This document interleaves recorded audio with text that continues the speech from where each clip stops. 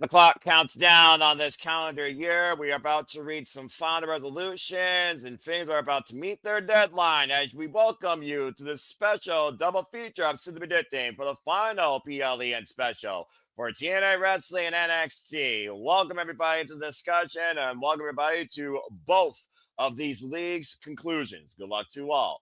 Let's go ahead and get right into the double feature discussion. Kicking things off with total nonstop action, NXT, considering I'm going to adapt for others for this one time. Do not consider that to become a normal thing.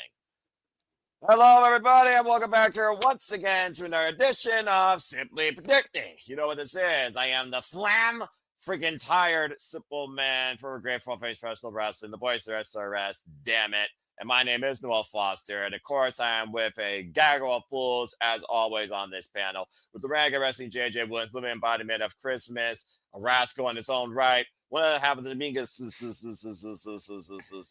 that survived San Diego, and Charles Schultz, who's looking to level up in both predictions leagues and his predictions tonight. And again, you all make this continue forward and possible. Thank you all for tuning in, whether live or on demand. Please like, subscribe, comment, and tell a friend. And again, you want to dictate the conversation, super chat, PayPal, that patch, as simple as that. If you want to be part of the predictions league, or you are part of the predictions league, as these guys are, your predictions are not made official until you fill out the forms. The forms will be available on my social medias as well as on my YouTube and in the comment section down below after these streams conclude, some point early in the morning. Let's go ahead and get everyone's initial thoughts towards which show they're looking forward to more before we get right into the discussion, kicking things off with NXT. That being said, starting with the man that represents this NXT more than anyone else I know, the Ragga Wrestling JJ Williams. JJ, how are you this fine evening? I am doing well, good sir. It is always a pleasure to be here.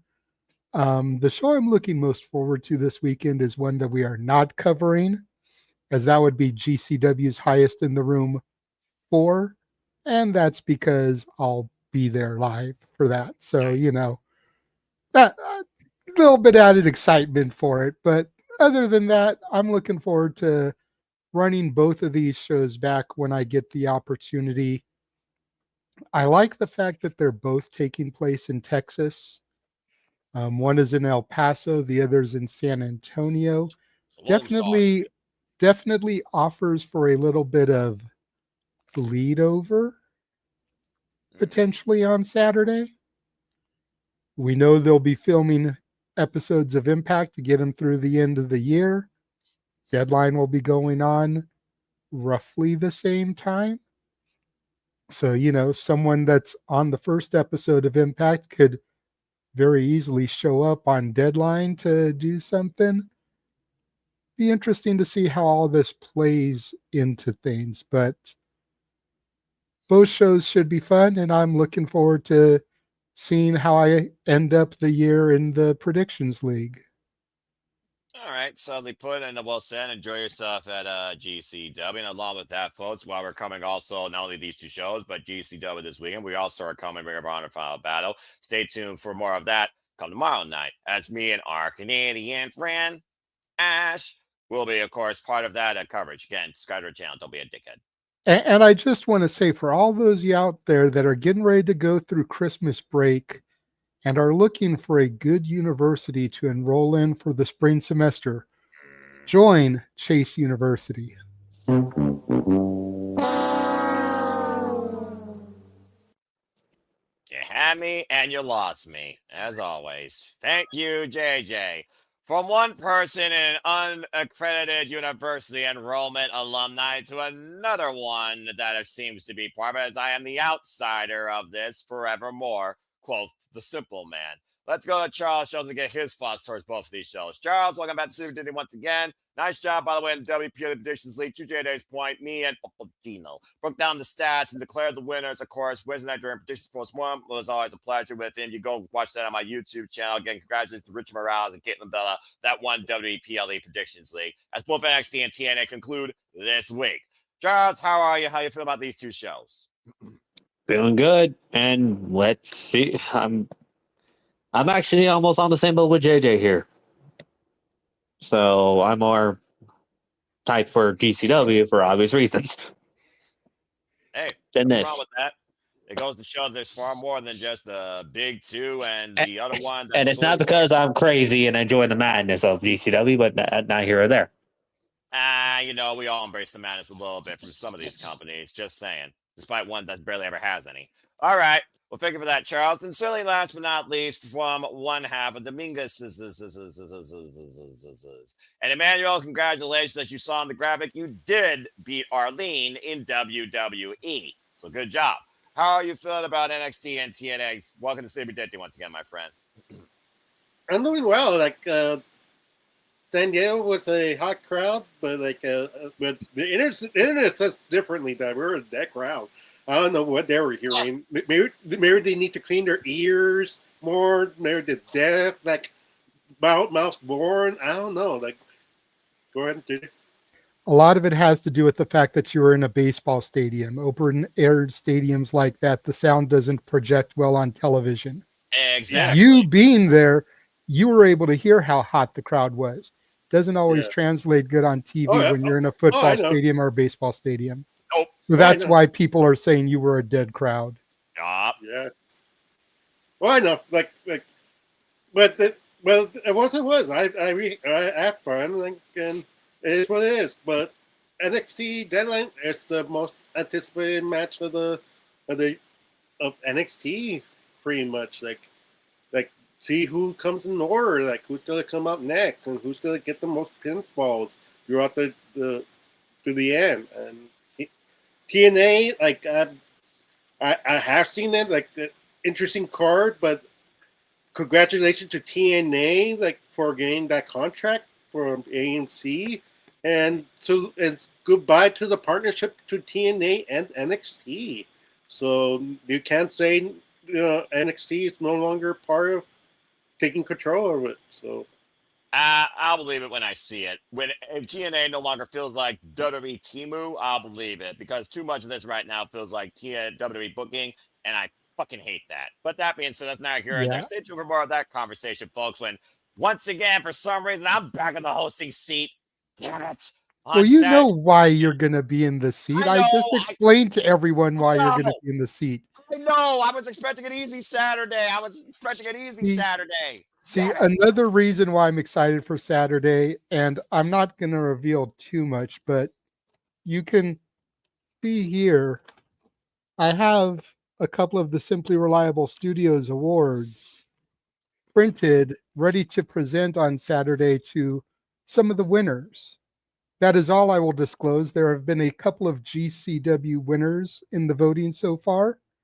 So I'm going to present them with their awards, hopefully get some pictures or video of them speaking, and then that will be part of the year-end episode where we announce who the winners are to everybody. So, all right, fair enough. Yeah, and thank you, Arlene. I haven't heard it from Carlos Silva or Paul Levesque that the partnership has come to an end. So until that happens, let's not believe the Saps and the Alvarez's of the world. There's a reason why the Simply Reliable Studios used to call themselves the only reliable SRS in the IWC.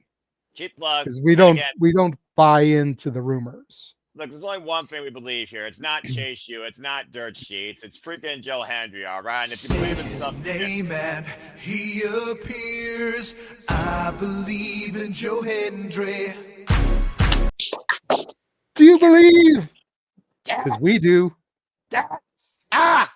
Fuck me. All right. And all of us except for the Grinch over here also believe in Chase University, okay? Never will. Freaking hell. Try to make me turn to Dr. 75% of the room. That's a good percentage. That's still a C. And I don't even think Chase U even has a passing rate of that. All right. Without further ado, I'm the freaking superintendent of this freaking Swalway as always. 160 plus episodes going on now, too. City community. Of course, you're happy about that. And of course, you know what? I don't even think Joe Hendry has an action figure yet, okay? But Duke Hudson, Andre Chase, and Thea Hill all do. I think he actually does. I think they released one with TNA. And Walter Cruz, I'm sure, joins you in that sentiment. Before I get his thoughts, without further ado, City Predicting community panelists, enthusiasts, professional wrestling fans, TNA faithful, and questionable NXT followers, sports entertainment goers. Let's get right into it. Again, folks, you're in for a long night, probably. Fuck me. Because we are literally doing 2 shows here, and we're starting with NXT Deadline. Of course, NXT Deadline will be available on the Peacock, and it will be starting 7 p.m. Eastern Standard Time with their own hour-long pointless talk show countdown with that bald-headed idiot and the other person. That being said, we got That bald-headed idiot. Jesus. I said what I said. I one's thought very all the angry bald today. criticism was on AEW. Look, criticism is across the board. I equally criticize everything about this world and this business and anybody that believes that they have journalistic integrity. That's neither here nor there. Anyway, NXT Deadline, stay on topic, bro. NXT Deadline from San Antonio, Texas, 7 p.m. Standard Time on the Peacock. We will be covering Kazarian Studios. I am on the call. And again, stay tuned for more on that, folks. We'll be covering Collision the following day, by the way. Again, we have 5 matters on tap here, and to Charles Schultz and Emmanuel's points, it is the deadline. It is the final exam. It is that proving ground to truly see who will lead NXT in 2026 with World Championship opportunities. In the match that NXT have made their own into a proverbial scramble, the deadline, the Iron Survivor Challenge. So we're going to go ahead and kick things off actually with the match that actually is meant to be the opener for the first time ever. And because he arrived late, he's going first. And he can also talk about his feelings towards both shows. So let's see if this is an absolutely same result, or does the ruler reclaim his throne? As Absolute Ricky Saints goes one-on-one again with a renewed Obafemi that returned home to the motherland, who said he was drained from the pressure of being a long-reigning champion. Gee, I wonder why. You've been champion since fucking January. Of course, Ricky Saints, though, has been having voices in his own head, subtle doubts, wondering and questioning what happens if he can't win. Says that's no longer the case. I don't need to worry about that. I saw face-to-face this past Tuesday NXT. By the way, shout out to WWE Matches on YouTube. Folks, that's the best YouTube channel. You can go to WWE if you don't want to pay for Netflix, USA, or the CW. Just saying. Thank you. Keep up the great work, pal. Again, Ricky Saints defends the title now against Obafemi after surviving Trick Williams in Last Man Standing. The ruler looking for one last run. So is this the ruler's swan song, or is it just absolutely two and done for Ricky Saints? Let's see what happens. Let's see what you all think. Starting with Walter Cruz, you all know how City Predicting goes. If you don't, it goes like this. Considering there are 5 people here, we got a lot to talk about, but because NXT is a shorter card, per what JJ said, and I also do see the quantity amount, everyone will get their fair bet to talk about these matches. And I honestly do think more people here care about the NXT card than TNA, me included. That being said, Walter, welcome to City Predicting. Let's get your thoughts first. The NXT Championship, Ricky Saints or Obafemi. Who you got leaving with the gold, considering whoever leaves the gold will defend it against the winner of the Iron Survivor Challenge? And go ahead and give yourself thoughts to how you feel about both these shows.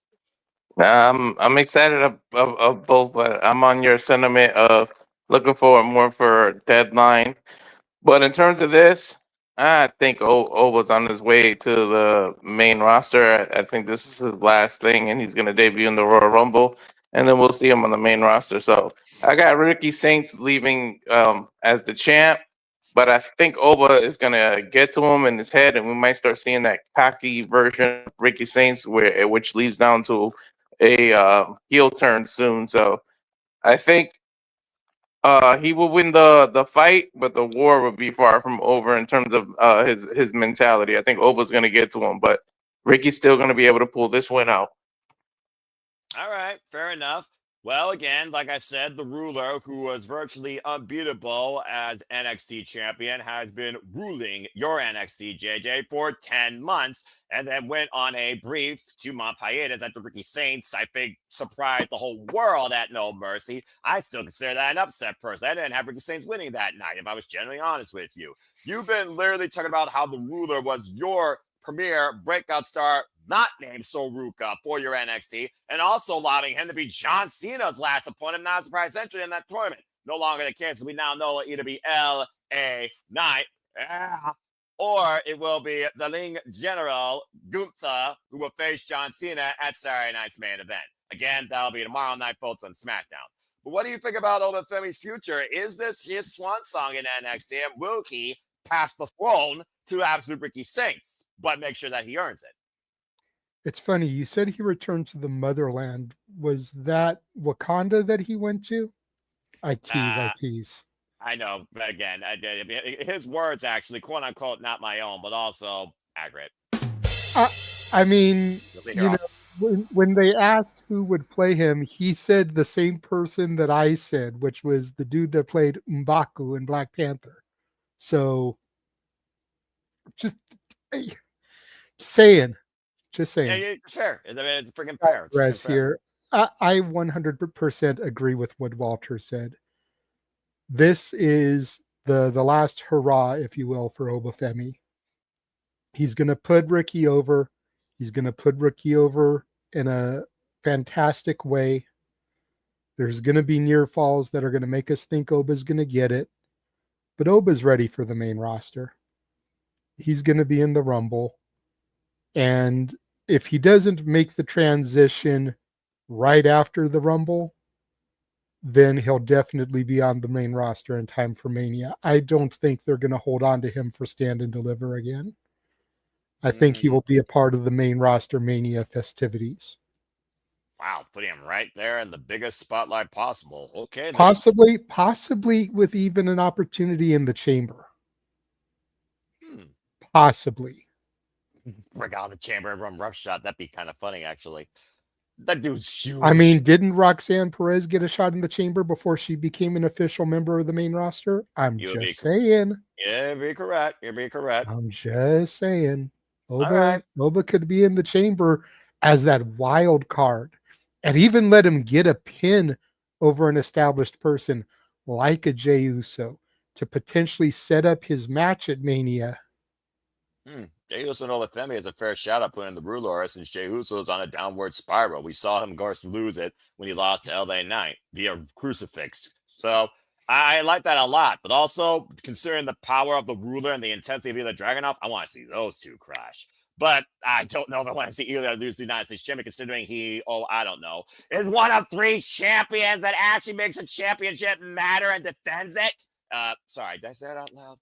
Anyway, I do agree, Arlene. It is weird, but it might be foreshadowing considering what we know is going to happen later. Anyway, thank you for that, JJ. All right, Charles, what do you think about this? Ricky Saints, again, in the spotlight. The Revolution is televised. He's leading the Revolution now in NXT. And so far, he's literally bled for it and probably fractured a rib or two, if we're being quite honest, after surviving Trick Williams and Last Man Standing. We see how far Ricky Saints is willing to go to prove why he has absolutely deserves to call himself the champion. So do you think he can do it again against the ruler, the only other person that's done against Obafemi since Tony D'Angelo? Which is not coincidence you brought that name up.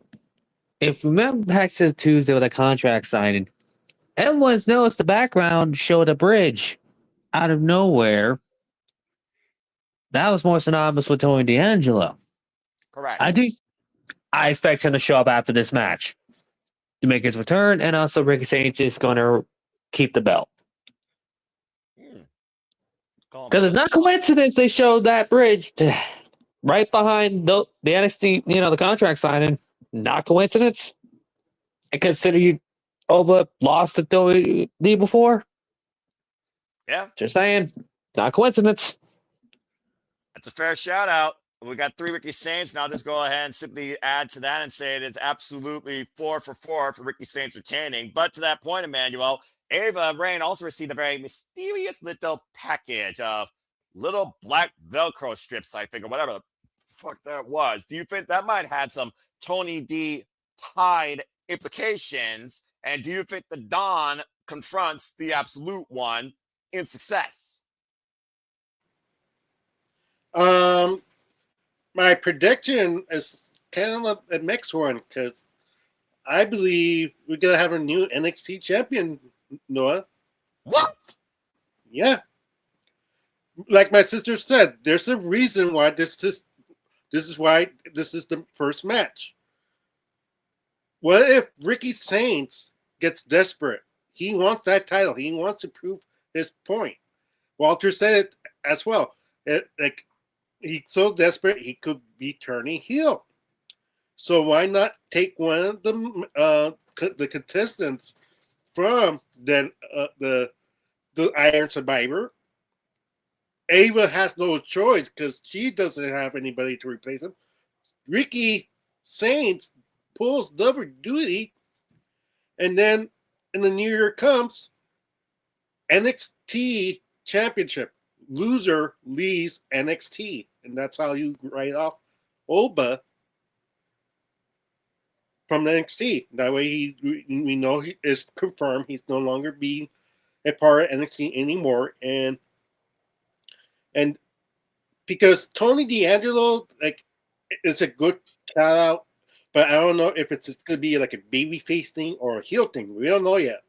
But if it's he gets a baby face reaction, then this will make more sense why Ricky loses the title. So, my predictions is new champion Oba Femi becoming 2-time champion, and it won't be the first time. And it won't inherit his credibility because he got robbed of the championship. Ricky cheated to get his title, and he can't do anything about it because he's gone. I realize where you're thinking about Ricky Saints being gone from NXT, but if NXT needs something right now, it's star power, babyface star power in their top men's division. And Ricky Saints right now has been the front runner. People have echoed Ricky Saints with his charisma, his sentiment, and his entrance all a pop in circumstance. Turning him heel, I think, would hurt not only Ricky Saints, but hurt the NXT product. I don't remember selling you any of my stuff, Emmanuel. Thank you, Walter. I was also about to ask, and I'm not a cop, but I was about to say, is Emmanuel under the influence of something? That being said, I'm just going to say this. Obafemi has been the most dominant ruler for both the NXT North American and the NXT World Championship. He doesn't need to do anything else here in this brand. And it's deadline for a reason. Just to tell the people, like I am sick, so it may be the temperature of my head going on, but I'm not talking be crazy right now. Yeah, I don't know. It will help, but it makes sense. This makes sense. In your mind, maybe. In Jerry Slaughter's world, maybe. On this panel, if everyone else wants to mute and echo Aaronwood's quote in 3 seconds. 3, 2, 1. Highly unlikely in all likelihood. Yes, Charles, I see your hand before we move on. 4-1, I cannot believe Emmanuel pulled an Emmanuel card again. Damn it. Probably the first of many times tonight, more likely, but also I expect Tony D'Angelo to be heel when he comes back. Yeah, because you need an opposite to Ricky Saints and Tony D, who lost his family. It makes sense for him to go heel at this point and see what he can do against Ricky Saints, who probably has no problem bursting into a restaurant confronting him, if he still has one. Who knows if Tony D even has that. True, but also considering the last time we saw him, somebody confronted him and basically disappeared out of the face of the earth. So they're gonna have to explain that whole thing when he comes back, which that's probably gonna be after deadline. I'm pretty sure that WWE wants to make sure you forget stuff that doesn't happen in the past. Remember, the fans are stupid, but I do like the fact that Charles actually likes continuity. All right. Well said, everybody. 4-1 in favor of Ricky Saints. Emmanuel's bloody crazy. Okay, moving on. Well, speaking of things that are crazy, or should I say loco, look at this match. What the hell? Freaking Mr. Iguana and Iglesias stole freaking all Igwe and Page's car, and so he was awarded a freaking NXT North American Championship match. It's the best in North America, all Ego. And one half of the AAA Mixed Tag Team Champions, all Ego, Ethan Page, our NXT North American Champion, taking on, you're seeing that right, folks, Mr. Iguana. Now, in retrospect, of course, we know this also picks up from the fact that they did take Mr. Iguana and Hidesi as, of course, AAA Mixed Tag Team Championships. Of course, all Igwe Page and Chelsea Green. So look, the hot mess, the face of America, my leader, damn it. That being said, we also know they successfully retained it against the newest team that you seem to love, not overkilling a gimmick to the Iron Survivor Challenge, in both Joe Hendry and Thea Hill. But let's be honest here. this is just literally made due to Grand Theft Auto literally this Tuesday. Do we really think there's a snowball's chance in hell that Mr. Iguana can upset the face of North America? Give me a break. Even Page retains.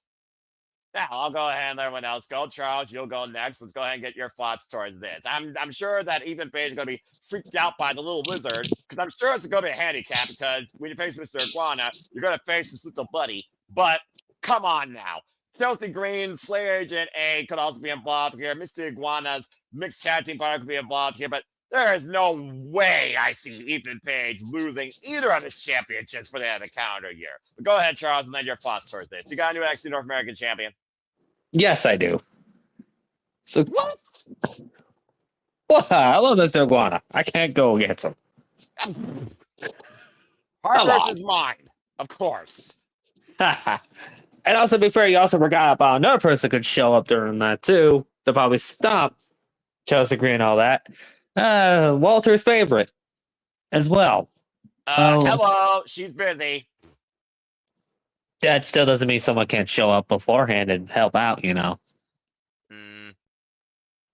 Yeah, just saying. All right, fine. You know what? I'm going with new champion.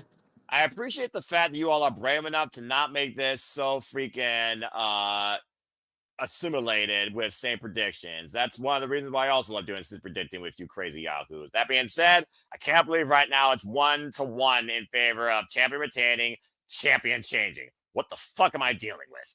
All right, well, speaking of Mr. Iguana, Mexico, Latinos versus freaking Canadians, North Americans, and whatever the hell you want to call me, simple men.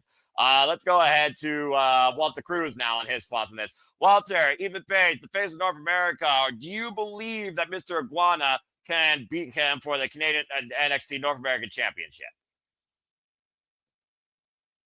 Great. Oh shit! Oh, that combo's hard. Anyways, Mexico. I'm playing more comment. Mexico is part of North America, so it's not out of the realm that he could be North American champion.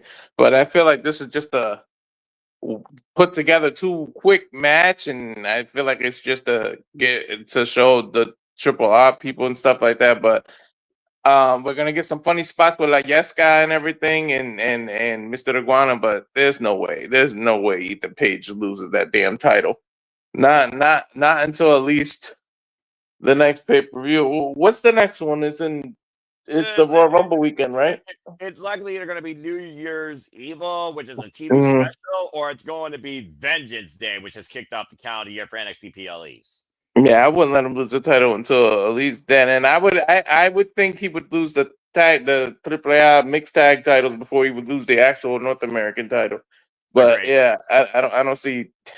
Sorry, Mr. Iguana, but you wouldn't like Yeska taking the L.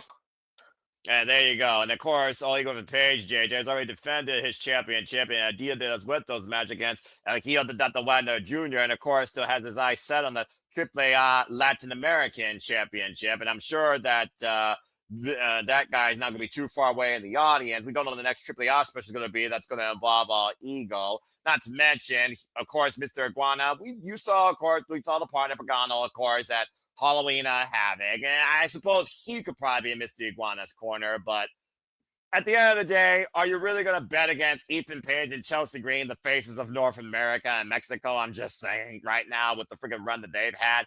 I'm just saying. JJ, your thoughts on this? All right. So I can't believe some of what I'm hearing here. Number one, we got some legitimate Grand Theft Auto in WWE before GTA 6 comes out. Legitimate! We got Mr. Iguana on an NXT PLE. Am I the only one that wants to see La Yesca versus Minnie Monet? Oh my God. Like, I think that would be a fantastic match, and it would probably be a better match than the real Mercedes Monet puts on. But that's neither here nor there. Damn. As far as Lola Vice getting involved, let's not count it out of the realm of possibility. Because there's a glaring omission from the women's Iron Survivor match And if Lola got involved, it could cost her her spot, and that person could get inserted. Me and Walter were surprised that one of his other baby mamas, Miss Parker, isn't an Iron Survivor with the years she's had. John Cena picked Because if you want to be honest, Jada Parker's had a better year than Nola Vice has. Who has more exposure? True, but who has more wins? The jury is out. I believe Miss Parker does. I have to look at the records. They're probably pretty close. But that's not here to continue. As much as I would love to see Mr. Iguana win the championship, because I can just see the marketing now and the action figure of Mr. Iguana with the title belt, with the La Yesca in it as the accessory, and I would go out and buy it in a heartbeat. Nope. Put it right next to my Chase University set here with Thea Hale. So glad I don't spend money on action figures. The championship is staying around the waist of Mr. All Ego. Ethan Very Page. good. All right, I'm scared. Before I go to one of Dominguez's, here is the other half from Randy Orton to John Cena, vice versa, to Arlene, who failed to beat her brother in WWE, but is still kicking everybody's ass in NXT. Arlene Dominguez has finally joined the fray after a period of time pursuing higher education and saving lives. Arlene, welcome back to City Predicting. It is good to see you once again. How you feel about NXT Deadline? We are currently talking about Oliver Page versus Mr. Iguana, and we start off talking about the NXT Championship. Please lend your thoughts towards this match, the previous match, your thoughts overall. And welcome to the show. Thanks for having me. Like I said, when I did my predictions, if you remember, I said I was nowhere near gonna win, so I was gonna do some weird picks. I already knew going in. I already knew going in that I wasn't gonna win, so that is why I had already was okay with the fact that I wasn't gonna beat my brother because I knew how many he was ahead of me. Even if I would have picked all the ones that he had picked, he would still be in two ahead of me. So either way, Yeah, that's not a here nor that's there beside the again. point. Yeah, congrats to Mano. He beat you by 7 points in that league. Continue. So yeah. Anyways, going back to this match, I don't see Ethan Page losing this match, so he's gonna retain. As for the other match before, I might be on that sick bug like my brother. I think Oba's gonna win the championship. And here's why.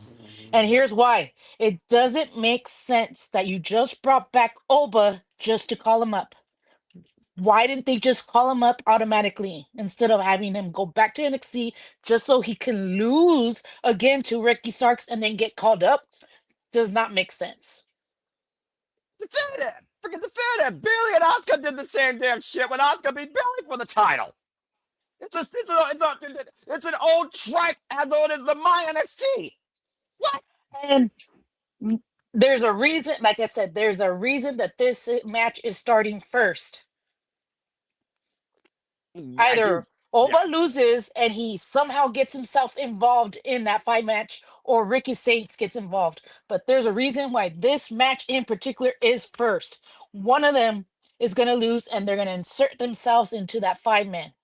And most likely out of all those 5 that are there, guess who's going to be the odd man out? I think it's the guy from Dark State, Dion Slater. That's his name, right? Yeah, Lennox. But you Lennox. know what? I'm not gonna botch you because I accept the name thing because who the hell cares? Continue. Yeah. Well, anyways, he's gonna replace the guy from Dark State. Whoever it is. There's a reason, like I said, there's a reason why this match is first, and that person's gonna end up attacking someone from Dark State and inserting themselves into this match, and they're gonna win it. I saw Walter's hand because I figured you just opened up a whole can of worms. And the fact that Walter came on camera and raised his hand shows me that you Walter, have you saw her anything? Go ahead and talk. No, I haven't. But if they did what she would say, if anything, I don't think they would take Lennox out of it. They would take Leon Slater. They would Kofi Kingston him. They would have Oba beat the shit out of him and take his spot. because they wouldn't put the shine on the TNA star like that. I'm hoping that wouldn't happen, but if your scenario happened, that'd be the one he'll replace. He'll beat the shit out of Leon Slater. They already fucked up the friggin' Bound for Glory match. I mean, he's been pretty much prime target number one. So, yeah, that's my thought on that. And I don't need to see a Kofi Kingston moment here where an ultimate opportunist that actually was valued by namesake for that going into this type of match. All right. Anyway, well, thank you for that, Arlene. And that just leaves what the fuck am I dealing with here tonight? That just leaves Emmanuel. Let's see if we can pull another Emmanuel card. But then again, if he and his sister are on the same page, I might be in for even a bigger reason to take freaking ibuprofen. Emmanuel, go ahead and round this out. Oliver Page or Mr. Iguana. Who do you got? Fuck. Well, Charles is the only one who's going to pull in Emmanuel. Like, in this match, it's Ethan Page. Ethan Page is going to win this one and regain the title. There's no reason. There's no reason for Mr. Iguana to win this title. It'd be funny and hilarious for him to win the title, like a Gilbert type of round. But no. Sorry, no. All right, thank you. I'm so glad someone had some sense. JJ, I think I did see, I acknowledge your hand was up for a moment. There's something else that you wanted to say regarding everything Arlene said or what Walter said. So again, sometimes you and Walter share a brain. No, I was just going to say that I think Arlene was getting Dion Lennox and Leon Slater mixed up and combining the two to make Dion Slater. That's a horrible fusion like the fat goatees from Dragon Ball Z. I said what I said. All right. Well done, everybody. Thank you for that. So the score for that. Do you really want to open up the door to anime again? I still have my Jigglypuff right here. Don't start with me. Don't you start with me. You're the one bringing up Dragon Ball Z. Are you sure you want to go down this road again? Moving on. Jay just got you there. So I gave you the side eye when he said that. It's like, you really want to open this box? I don't consider Pokemon anime. I consider Pokemon something that should have died a long time ago. Something! Damn it! When you fucking put eyes on a damn object and call it a creature.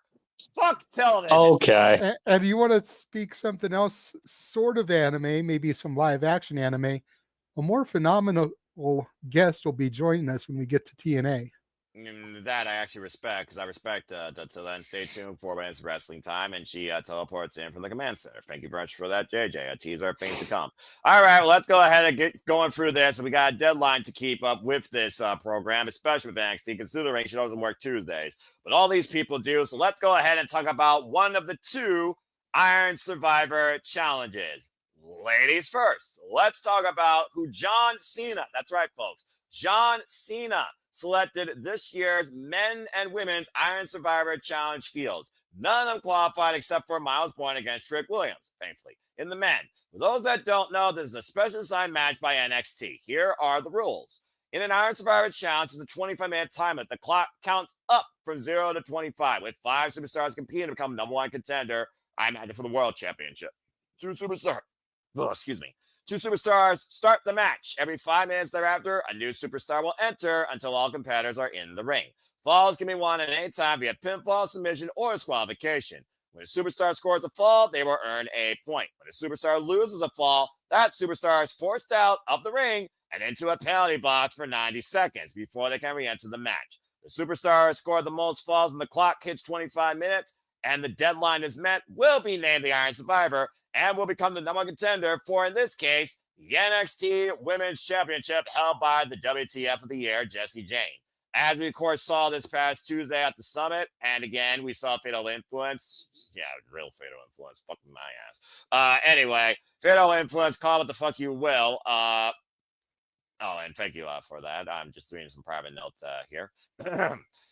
Of course, we got Kendall Gray, who is still the Evolve champion, whatever the fuck that show's worth on Evolve. I guess it gets more viewers than NWA. Lola Vice, who, again, Walter, for some reason, she still hasn't won the big one yet. So Ruka, who's MVP, VIP, most valuable player, most successful player in the NXT women's roster, I think, this calendar year, if not overall most recently in Evolve and Develop. Kalani Jordan, who looks to prove that she can do anything, former NXT women's North American champion, former TNA Knockouts world champion, who lost that to Lei Lingley in triple threat action alongside the person standing next to her that she actually be in 1-1 action.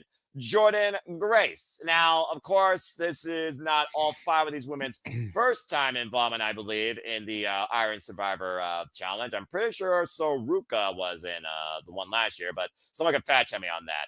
But either way, folks, you are looking at who John Cena basically deemed the future. Now, I will say this about what happened this past Tuesday night. In a trios match, Kendall Gray, Lola Vice, and Soruka did get the better of Fatal Influence, with Soruka snatching Jessie Jane Show for the win. Shortly afterwards, she hanged 10 and celebrated. Zarya speared the Evolve Women's Champion, although I think Zarya had a whole different target. And don't think Zarya will not be too far away from this. So who wipes out, who meets the deadline, who rises to the occasion and becomes this year's Women's Iron Survivor? You each get 1 pick because it's only because it's less than 6, and that's how things go in these multi-person matches. Good luck. That being said, Arlene, you will kick things off. Who you have this year as the Women's Iron Survivor? I might cause you to get an ibuprofen with my pick. I think Kendall Gray is going to win it. Kendall Gray is one of those superstars that have impressed me, I will say. And Wen Sinclair apparently has also endorsed her. Wen Sinclair, of course, who went last year in the Iron Survivor Challenge, though. So hopefully Wen Sinclair gives her tips to hopefully not give her a goose egg. But that being said, I've actually liked Kendall Gray. I think she has a very bright future. I just think Evolve is absolutely pointless. Continue. You wait till she's Anyways, and here's my reason. I think Zarya is going to cost Soul. That's why I don't think Soul's going to win it. Mm-hmm. We already had Lola versus JC already. Don't make Walter rage again. We already had Jordan Grace lose to her. And then I don't see them going heel versus heel. Who do you have left? This is why I think Kendall Gray is going to win. Because everybody else has already had a chance, and they're not. They could. I'm not saying they can't. They can have a heel versus heel, but I don't see them going that way. So that is why I'm going with Kendall Gray. Okay, I like that. An interesting start for the point here. I'm curious if we're going to get 5 different results or how many might be the same. That being said, Jay, I saw your hand. You have something to say, so you may go next. You can go ahead and give your picks, lend your thoughts to what Arlene said. Who you got as the Women's Iron Survivor? You can go to whoever you want to. I was just raising my hand because you asked to be fact checked. Soruka was in last year's Women's Iron Survivor. Kaylani was in the 2023 Iron Survivor. All the others are new participants. That 2023 Iron Survivor is such a vague memory anymore for so many reasons. Lola wasn't in last year because her and Jada had a one-on-one match. Okay, I thought they were on the same card. I wasn't sure. Thank you for that. All right. Well, you can go to whoever you want. I just wanted to get that fact out there because you asked to be checked. I appreciate it. Thank you. Because again, and Stat Boy's not here, so you know. Yeah, and again, Statboy approves your work. And again, follow Statboy when it covers Monday Night Football. And I do believe in the integrity of statistics when it comes to the participants in these special matches that I actually do give a damn about. Again, I do have one other question. Do we only get 1 pick or 2 since this is a 5-person match? 1. We only do 2 picks on matches with at least 6 participants, and that goes for anything. I wasn't sure if it was 6 or more, or if it was 5 or more, so that's why I was asking. You're fine. It's 6 or more. Thank you for that, JJ. I'll come to you later because I'm sure you'll have a lot to say towards this. And of course, you deem this the most evolved, depth women's division right now on the Western Front. Jury is out whether or not he's right or wrong, but as far as the degree, he's 110% correct. All right, that being said, let's go to Charles next. Fudge it. I'm just going to go literally tick, tick, tick, tick, tick, counterclockwise. Charles, who you guys this year's Women's Iron Survivor? Arlene gave some very key points. You do look at the facets here of presentation from left to right: face, kind of face, heel, and Jordan Grace, anomaly, who's done absolutely nothing in NXT. But I would say babyface if nothing else. So who's your pick for this year's Women's Iron Survivor? Knowing Jessie Jane's waiting on the other side. Blow of ice and move on. Wow. Damn. That was sudden and quick. Okay. I like it. Sometimes you just literally like, name, move on. Someone tells me he's still probably going to change his pick because I know. And again, before I continue, your picks are not final until 6:45 p.m. Eastern Standard Time, Saturday night. After that, they're in. So make sure you hit submit on the form because I know some people don't know a submit button exists on that, and it kind of irks me. It's a form for Pete's sake. Anyway, all right, Emmanuel, you're up next. Who you got as the Women's Iron Survivor? We got a Kendall Gray, we got a Lola Vice. Do you agree with either of them, or do you have someone else in mind? This is a hard one, to be honest, because how many more chances are you to give Lola Vice, to be honest? And just make her just Charlie Brown it. Hey. Think without. Whoa, Walter's ready. About to be engaged. Do keep in mind, Emmanuel, we have the creator of Charlie Brown sitting right next to you, Charles Schultz. Yeah. Oh, God. Damn it, JJ. You literal idiot. Look, JJ was waiting for I got it right. someone was gonna do it. JJ was gonna do it. I was waiting for it. I'm sure you were. I think we know what you need to change your avatar to. Anyway, Emmanuel, continue. But yeah, Charlie Brown, her kick and just that in her back, 1, 2, 3. So I gave up on Lola Vice, sadly. Damn. It's a sad truth. It's like once, shame on you, NXT. Do it twice, shame on you. That's your mate. Shame on me. Yeah. Wow, Emmanuel. Words are hard, folks. Also, botch. Yeah. Words are hard, folks. Get by the shirt. MNKLN.com. Anyway, like I said, not really 100%, but you get my point. Anyways. Fair enough. Anyway, you eliminated one, so you got 4 left. I believe it's gonna be Soruka. Like there has to be a reason why they separated her with Zarya. Like, who was Zarya's original target? Like, it was a Willie Soul, and if it is Soul, then that's a pretty much good matchup. But it's not necessarily to be in an NXT deadline. So let's cross that off. It's not because I originally going to say Soruka, but let's take that off. Who else is? So what makes sense is like Kalani Dirt, but she's still getting heat. She's still being a bad guy. So you could cross her off. So you'd be like, make your point, Emmanuel. Make your point. Jordan Grace. Okay, so he literally just flip-flopped on me and went to the Juggernaut. All right. Yes. Okay. I don't think I sense any logic in that whatsoever. It was just Jordan Grace. And at the end of the day, it's a third name. Okay, well, while you trigger Walter, let's go to Walter next and see if he actually does agree still that he is, I'll let him say the word because I'll show the graphic real quick. If he believes that it's her time and this might be her moment, and it's a third time's the charm. Well, Walter, I mean, you've been alongside this ride with that particular person since she left MMA and been involved in NXT and is undefeated in Underground. Kendall Gray, the newest girl on the scene, we're being quite honest here, have been impressing us, obviously, and impressed John Cena, still evolved women's champion. Congrats to her, by the way. At least that title's worth more than the Speed Championship. And as far as Zarya and Soruko's relationship go, oh, well, you know, WWE breaks up another women's tag team. Gee, where have I seen that done before in this company? That being said, Shayna Baszler, you caught it. God, no one listens to freaking Queen of Space, most definitive champion in NXT women's history. That's saying Asuka. Anyway, that being said, I do think Zarya was aiming for Soruka ever since the whole thing with Zarya trying to save Soruka from herself at freaking Gold Rush when Blake Monroe, the glamour, was literally turning her freaking leg into a triangle. And also following that, Zarya lost the Speed Championship against Fallon Henry, who holds the Speedometer sticker. And we've seen the tensions develop since then. And that spear, if it wasn't for Lola Vice, Soruka would have been wiped out, in my opinion. There was no doubt in my mind that was in Zarya's crosshairs.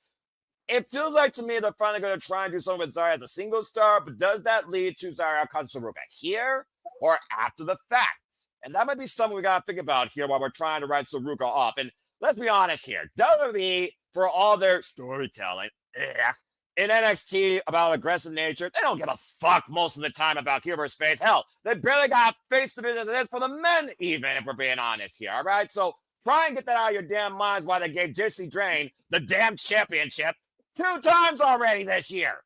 That being said, Walter, go ahead. Your pick on the Women's Iron Survivor match. Just some food for thought. Do you really have to ask who I'm going for? I'm not going to go against who I always pick. Mamacita. But There it is. Emmanuel, I know what you were saying, but think about how many times Jordan Grace had a shot too. I mean, I know a lot of them were triple threats and things, but she's been having a lot of chances and can't win the big one either. And Kalani just lost the TNA one, so I wouldn't doubt her with that one. And the Evolve champ, I don't think she's ready for that much, even though she's actually quite impressive. Mhm. But so I'm saying Lola's gonna do it, and then she's gonna finally be able to win the big one. Hopefully, This is so I don't have a very heart attack. About to say, Walter and I will be on the calls for that. Stay tuned, folks. So if Walter dies on the air, someone have 911 on standby. It'll be as soon as that- entertaining. God. Walter, we need you, bro. Control yourself. Hey, Okay. it's views. It's views. You know what? You're not entertained by somebody dying on the air. Jesus Christ almighty. Arlene, I see our hand before we go to JJ. This is interesting. We literally have 4 of the 5 picked. I like this. Arlene, you start things off with Kendall Gray, but based on what you've heard so far, you got something to say now? What's on your mind before we go to JJ? No, I'm just worried about Walter. If his wife is right there, she's not bringing him back. So you're gonna have to call 911 for him.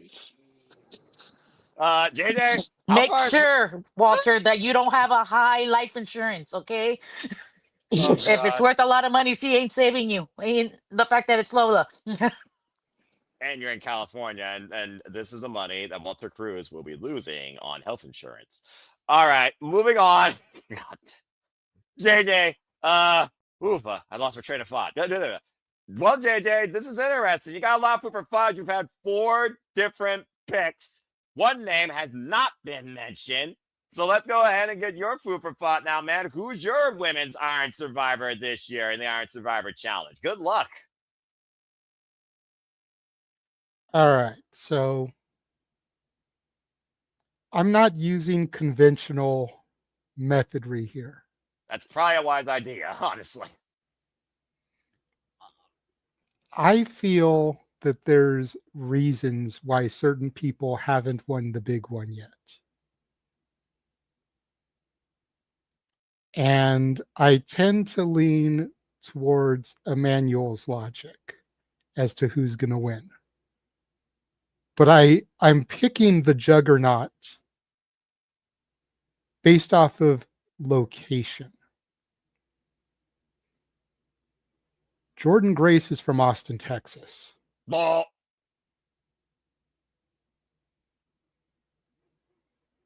They're in San Antonio. Oh, shoot. Kendall Gray is from Las Vegas, Nevada. Sol Ruka, though billed from Honolulu, Hawaii, was actually born in Ontario, California. Yeah, she's definitely a California girl. One is from Miami, Florida. The other one's from Baton Beach, Florida. And then you got the Juggernaut from Dallas, Texas. They're giving this match to Jordan. She's going to get that huge hometown pop. She's probably going to have family there showing up to show out for her. And then when we get to the match at New Year's Evil, she will finally get the belt. That way they can use the name of Jordan Grace to build up to Stand and Deliver. While I think her claiming the belt at Stand and Deliver would be even better, she's getting the title shot before then.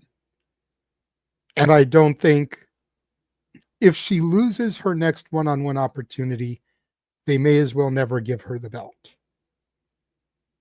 So she has to get it the next time. And we were all shocked when the titles changed hands at New Year's Evil this year. Yep. History will repeat itself.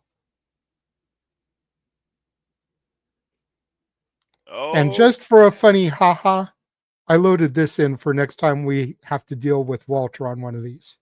Mamacita. you want some Latino heat?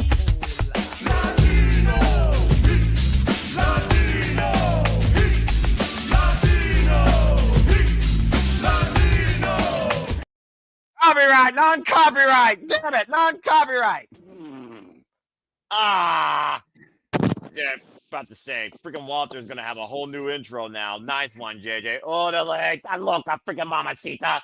All right. Anyway, freaking George Lopez up in here eventually.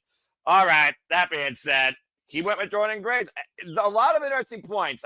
If Jordan Grace shows up in Dallas Cowboy color, she's not winning. The Dallas Cowboys haven't won a Super Bowl since 1990s. I'm just saying. All right. That's the only sports fact you're getting out of me tonight, by the way. And the only reason I know that is because my best friend, God bless his soul, his family are diehard Dallas Cowboy fans. I feel bad for them. Anyway, moving on from there. That's not here nor there, as I'm indifferent to sports. But I will be covering the Super Bowl with Statboy Mike again, as people like me yelling, flag! So stay tuned for more on that, whoever the fuck it is. Hopefully not the Philadelphia Eagles. I've heard enough of that bullshit. Probably my most overrated team in the NFL. But then again, what do I know? I don't watch football. All right. Well, that being said, Jordan Grace, Lola Vice, Soruka, and Kendall Gray. The only person that hasn't been picked here is Kalani Jordan. Maybe she can't do anything. What, Charles? You got your hand up real quick. You got something to say? So I'm back with Walter. So, and I do expect Lola to get the belt as well. To JJ's point about opportunities, just multiple chances, and also this is the same company that didn't have Lola win a match in front of her family, so you can't. I wouldn't trust NXT to do that with Jordan here. He's got you there, bro. All right. Well, you guys give a lot of food for thought. First and foremost, Kalani Jordan's an outsider now of her own locker room. She ain't winning. Whoop. I don't know if technical difficulties happened or Charles said something to spiral that out of control. Let's go ahead and bring the man back in here. Yeah. It's a power of the darkness. It's a darkness go up. All right. Well, let the spinning wheel turn. What goes up must come down. That being said, while he figures that out, I'm going to say I don't think Kalani Jordan's winning. Jordan Grace needs to win, in my opinion. Lola Vice, this might be her only avenue left towards the championship. Kendall Gray, this is a trial by fire. She's going to come out and show out, much like when Sinclair was our wild card last year who tried to show out, though she scored 0. I think Kendall Gray is going to impress, but I don't think she's going to win.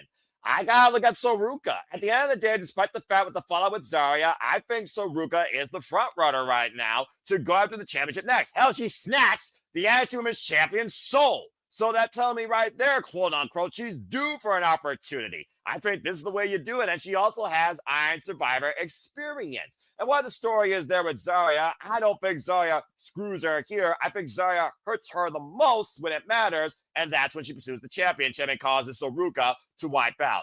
Honestly, I can see Zarya and Soruka Vengeance Day, if not Stand and Deliver. It writes itself. But for that to happen, I think Soruka right now starts her own journey across the tides to the NXT Women's Championship after holding the NXT Women's North American Championship. I had Soruka as soon as she was announced. She's been my front runner for this women's division probably this calendar year. So I'm going with Soruka. All right. Well, that being said, we got 2 Sorukas. Matt, good to see you before we move on. Manuel, I do see your hand. And I love the fact that everybody here had very partisan opinions and very dynamic thoughts on this field. Goes to show again that this match actually does fucking matter. Manuel, we got to real quick before we move on.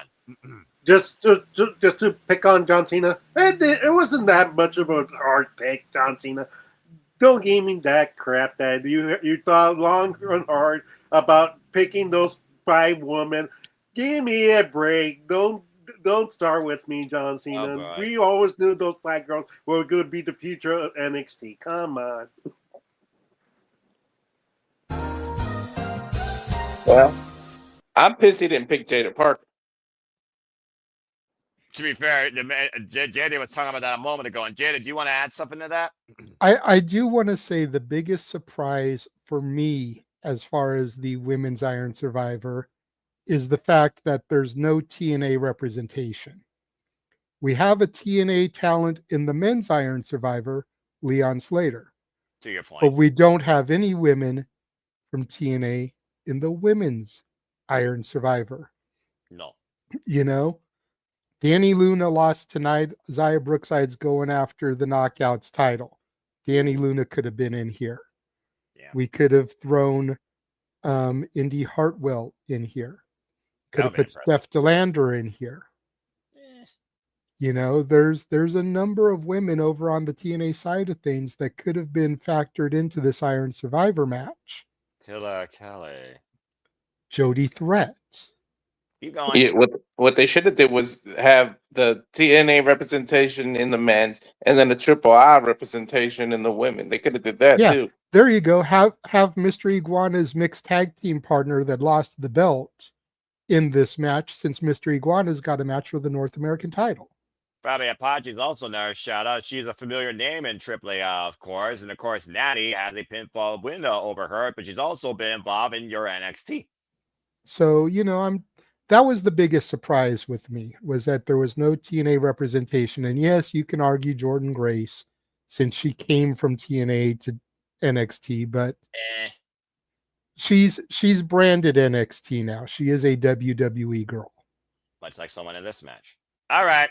Well, again, John Cena, hindsight's 2020. I do believe that John Cena picked a very worthy, unique, awesome to watch field for this year's Women's Iron Survivor Challenge. Good luck to all 5. But at the end of the day, Saruka, may you hang 10 and score the win. Don't wipe out on me. All right. Well, good job, everybody, talking about that. Now we talk about something. What are you doing, dude? Oh, my goodness. That being said, moving. Yes, man, I see your hand real quick. No John Cena and Soda. I'm cutting you off this feed. No, Charles wanted to go next. That's why I was pointing. I didn't see Charles. Go ahead, Charles. You're pointing the wrong way. Yeah. You can say wrong way there, Manuel. And also to JJ's point, and also Walter bringing up the Triple I thing. You could have added Mr. Guan's mixed tag partner because of the tension between Lola Vice and that person as well. So you could have had an interesting story and the Women's Iron Survivor. I didn't know there was tension with her and Lola Vice, but okay, that's fair. There is. So yeah, the few shows that we've done, the AAA shows, Lola was always teaming with Mr. Iguana instead of Fabi Apache. So there was a little bit of jealousy there. And I watched the AAA shows by itself. It's on David's channel. More teas and more issues starring the grill. So okay, could have just done that to make sense. To be fair, you might just set up what's his Mamacita to get screwed during this match, though, too, with all that in mind. And I'm surprised that, you know, Chase U's honor student Thea Hale isn't in here. Well,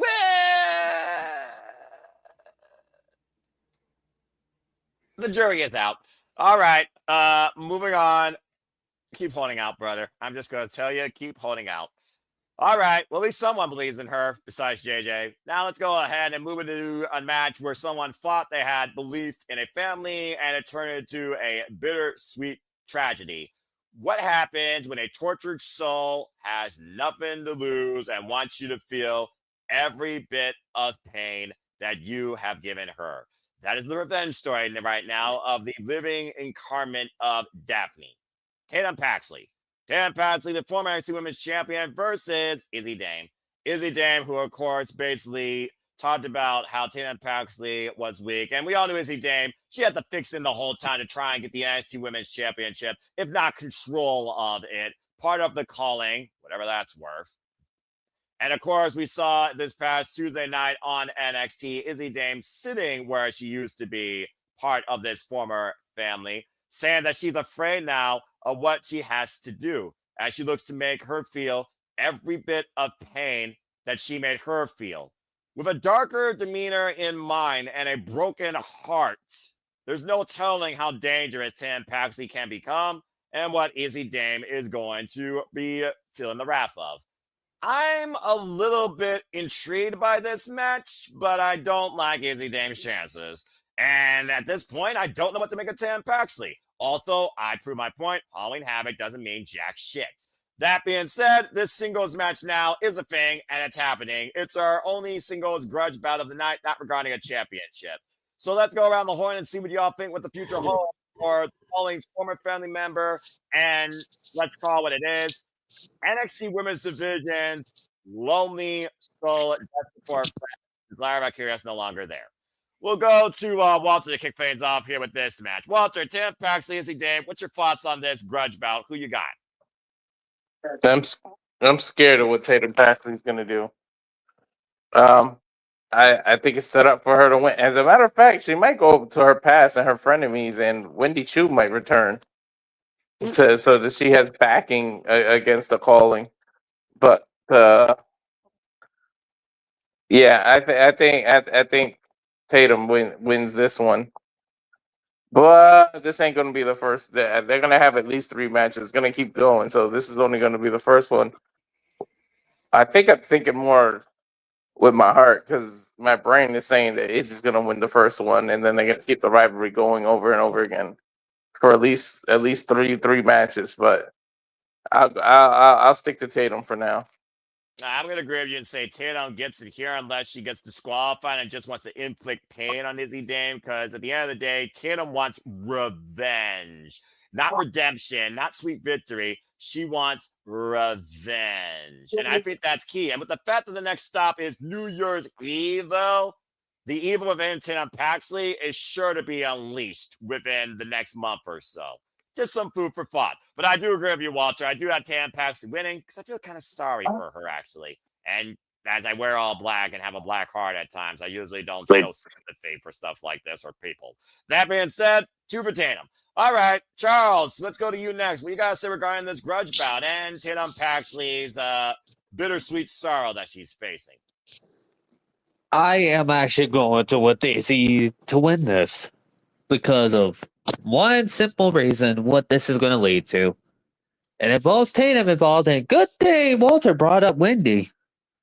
I am not going to be surprised if this is going to lead with Izzy versus Tatum one more time or final time in the second ever women's casket match in WWE history. I didn't figure about that. Just saying, it probably makes the most sense where this is going to go.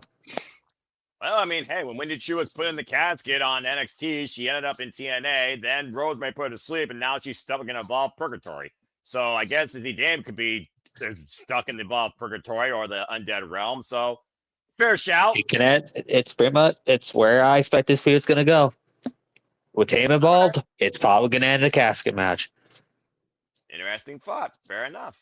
All right, let's go to JJ next here. JJ, Izzy Dame. I don't fully understand the whole character dynamic and her and the calling, kind of being the decider of things as of late, not Sean Spears' right hand, methodical poet. But at the end of the day, she now has herself involved in this opportunity that she self-made where she's on deadline. So there's that. But I do think that eventually somebody that's bullied needs to get their comeuppance. So what do you think happens here in this grudge bout? I'm with Charles. I think this goes to Izzy. I don't think there's any point in going past this match if Tatum wins. If Tatum wins, rivalry's over. Is it? It should be. The good guy got the revenge for the betrayal. JJ, you've seen enough movies, series. I have. Sequels. You know the good guy wins once. It's not over necessarily. But the good guy wins in the end. Most times. You're right. Most What times. What happened in Infinity War? Thanos snapped away half of existence. He won. He did. What happened in The Empire Strikes Back? A spoiler alert, by the way, folks, for those that have not watched movies as old as time itself. Continue. What happened in The Empire Strikes Back? Vader won. Yeah, I was saying, someone else would answer that. I've never seen Star Wars. All right. I get it. I'm just saying. The villains tend to win in the beginning in order for there to be a sequel or even turn it into a trilogy so that the hero can get theirs in the end. Well, I mean, hey, the best women's storyline, women's wrestling history, the Glamour. Ryan May versus Thomas Tony Storm. It started last year at All In, and it turned into a trilogy to your point, but it was Thomas Tony Storm that got the 2 wins back in the end. Didn't start with it. So you may have a point, but this is also WWE, and I don't know if they can handle saying a great women's story. All right. But it's Triple H's WWE, not Vince McMahon's WWE. And this is HBK's NXT. Okay, but it's still Triple H as the executive producer. Let's go to your NXT. Bayley and Sasha. All right. Definitive case, the first match that made me believe that WWE can actually book professional wrestling, damn it. Was that not Triple H's booking? Triple It was. H's NXT? It was. Okay. All So, right. Well, Your we'll Honor, I rest my case. All right. We'll see. We'll see. I defer my time to Walter. About to say, the court recognizes the rage of wrestling. Walter Cruz, who already actually pleaded his case, so botch on your part, so overrule. That being said, let's go down to Arlene now to get her thoughts on this match. Arlene, Easy Dane, Tim Paxley, what do you guys say regarding this grudge bout, round one with these two? Who put that up? I agree with JJ and Charles. Izzy's gonna win. You have Izzy and then two other people, Sean Spears and sorry, I don't know the other guy's name. No It's one okay, cares. I don't either. Okay, good. Anyways, so Izzy in the sorry, not botch for on my count. I meant Yeah, about to say that's Tatum. 3 now. Tatum doesn't have two other people in her corner. No. Maybe Lyra can join her corner, but besides that, she needs another person to help with the interference. Right? So it's like, and like JJ and Charles brought up, you need to be able to continue this feud. And like JJ said, if Tatum wins, where do you go with Izzy now? She just got beat by Tatum. Like so it's like, to me it doesn't make sense. I just think that You the have to have decision, another match. I So get it's like, that.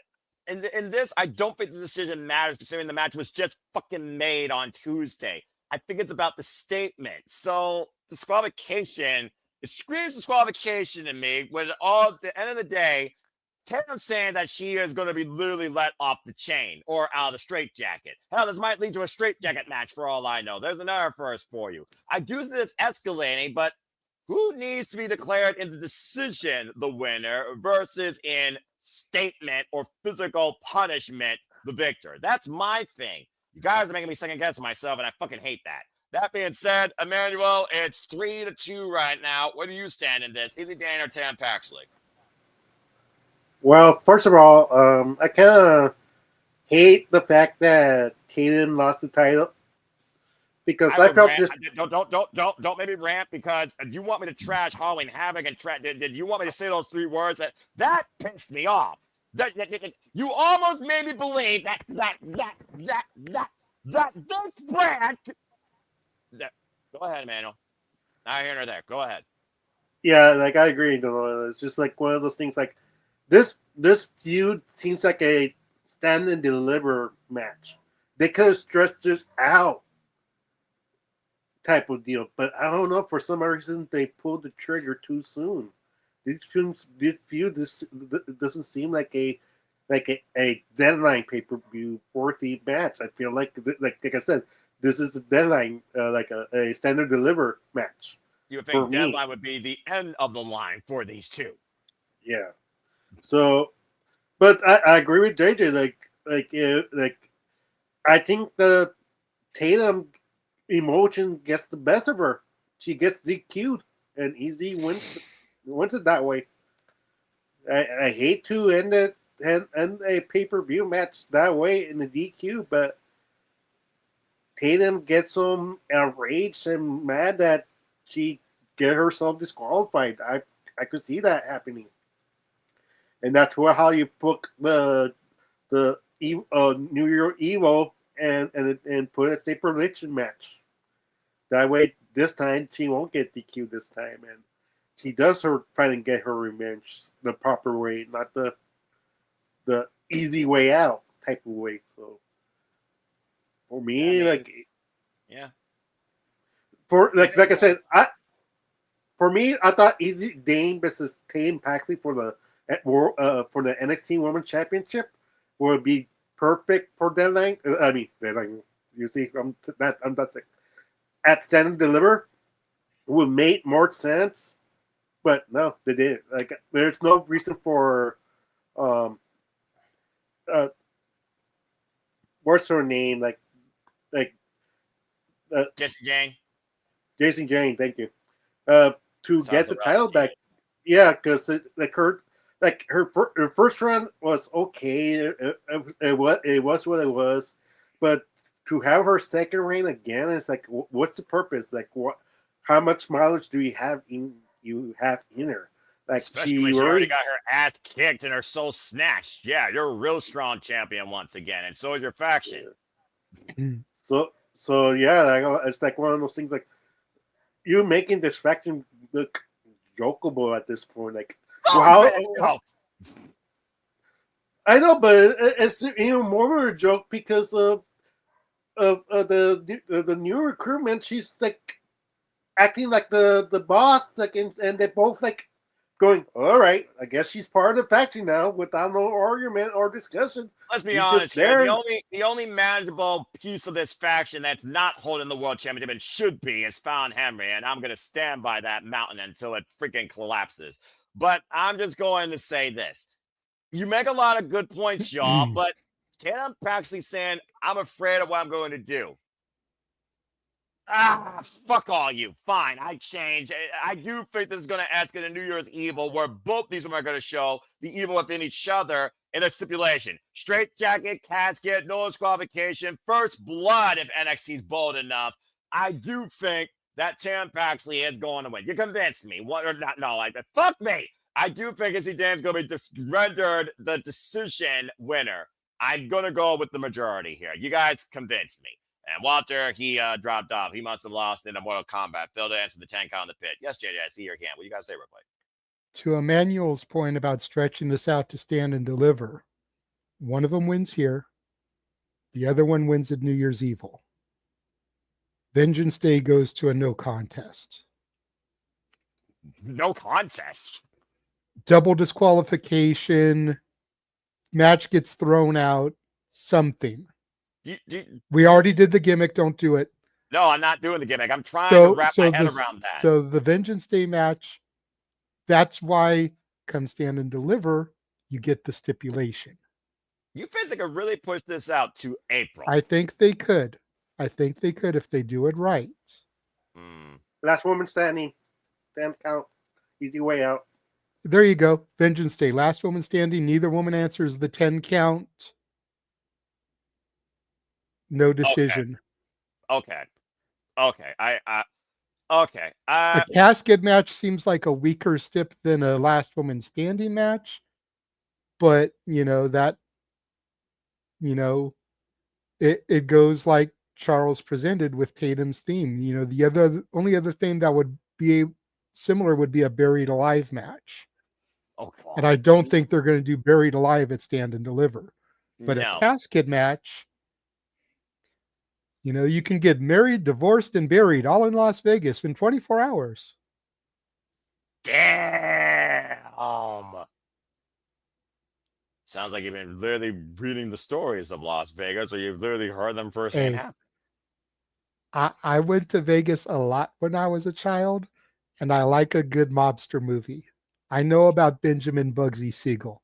I've seen Casino. It's my number 2 favorite film of all time. Okay. There's a lot of problems buried in holes in the desert. I'm just going to leave it there. I mean, and a member of our extended team almost got buried in the desert for being a dumbass. Okay, fair enough. Fair enough. And that stat is approved. Yes, Silverman approved, as I've heard the story multiple times over. All right, well, that being said, the final score stands. Walter, you're the odd one out. Tatum Paxley was only picked by you. They swayed me. I went with Izzy Dame, so good luck. You might need that point, bro. All right, well, good job, everybody. We had a lot of great talks. Everybody is Avatar Man except for you and I, Noah. Go figure, because we're the only ones that are literally willing to show our faces on camera and sit upright in a chair. Again, I don't judge, just saying. All right, that being said, we've had a lot of great talk. I see Arlene's lovely demeanor. What, Arlene, you got something else to say, or you just wanted to show your pretty face? No, in my defense, I was eating, so I didn't want anyone to see me eat. Because I just Fair got enough. home Let from me work. and JJ go off. That's fair. You're Fair respectful. enough, Arlene. Yeah, I was she just has- making the haha because was. everybody had like an avatar. I'm about to say, if you want to just join the avatar crowd for a moment, boop, there we go. All right, let's go ahead. Hey, All right. Walter changed the damn avatar so it doesn't have my comic. Hold on a second, so we can all be in unison here. There we go. Okay, now, welcome to the Avatar panel. We've had a lot of great fun, a lot of great talk, right? Great discussion, a lot of great pictures. Let's go ahead and move right into our. All right, that's enough. Let's go ahead and move right into what most likely will be our main event, which will be the Men's Iron Survivor Challenge. Considering this will open, I think it's very poetic that this should close it. Let's talk about who Johnson to pick for the future of the NXT men's division. Again, folks, here's your Iron Survivor rules. I am not going to be like a broken record, and repeat exactly what it said. You see it right there. Everyone should be able to read at this point. If you can't, get an education, bro. Let's go ahead and move on to the Men's Iron Survivor Challenge. John Cena has picked Miles Bourne, who overcame Trick Williams. And might I add, Miles Bourne won the 8-man tag against Retribution against, that shit. Pissed me off into my shit of fucking names. This past Tuesday on NXT, and he will get to pick his spot in this match. He has not declared what number he will be. The X Division champion, Leon Slater, the youngest in charge, that fucking dude. Jay Von Evans, your boy is Bouncy, and the newest official signing to NXT, 250 pounds of pure elevation. They answer all Lies questions. And of course, we all believe in him. And his name, of course, is Joe Hendry. Say his name and he appears. I believe in Joe Hendry. Yes! Do you Fucking believe? Of course I believe. You know I believe in him since I believe. WCW. All right. That being said, yes. All right, fine. Do you believe? That's the only time you're getting that. Now, if only we could get you to believe in Chase University. Never. Yes. Never. Yes. Never. You got a better chance of Noah by Elegance happening than freaking me believing in Chase University. Dear And that's just the Santa, part. dear All Santa, all I want for Christmas is for Noah to win Noah by Elegance and for him to enroll in Chase University for more than a week.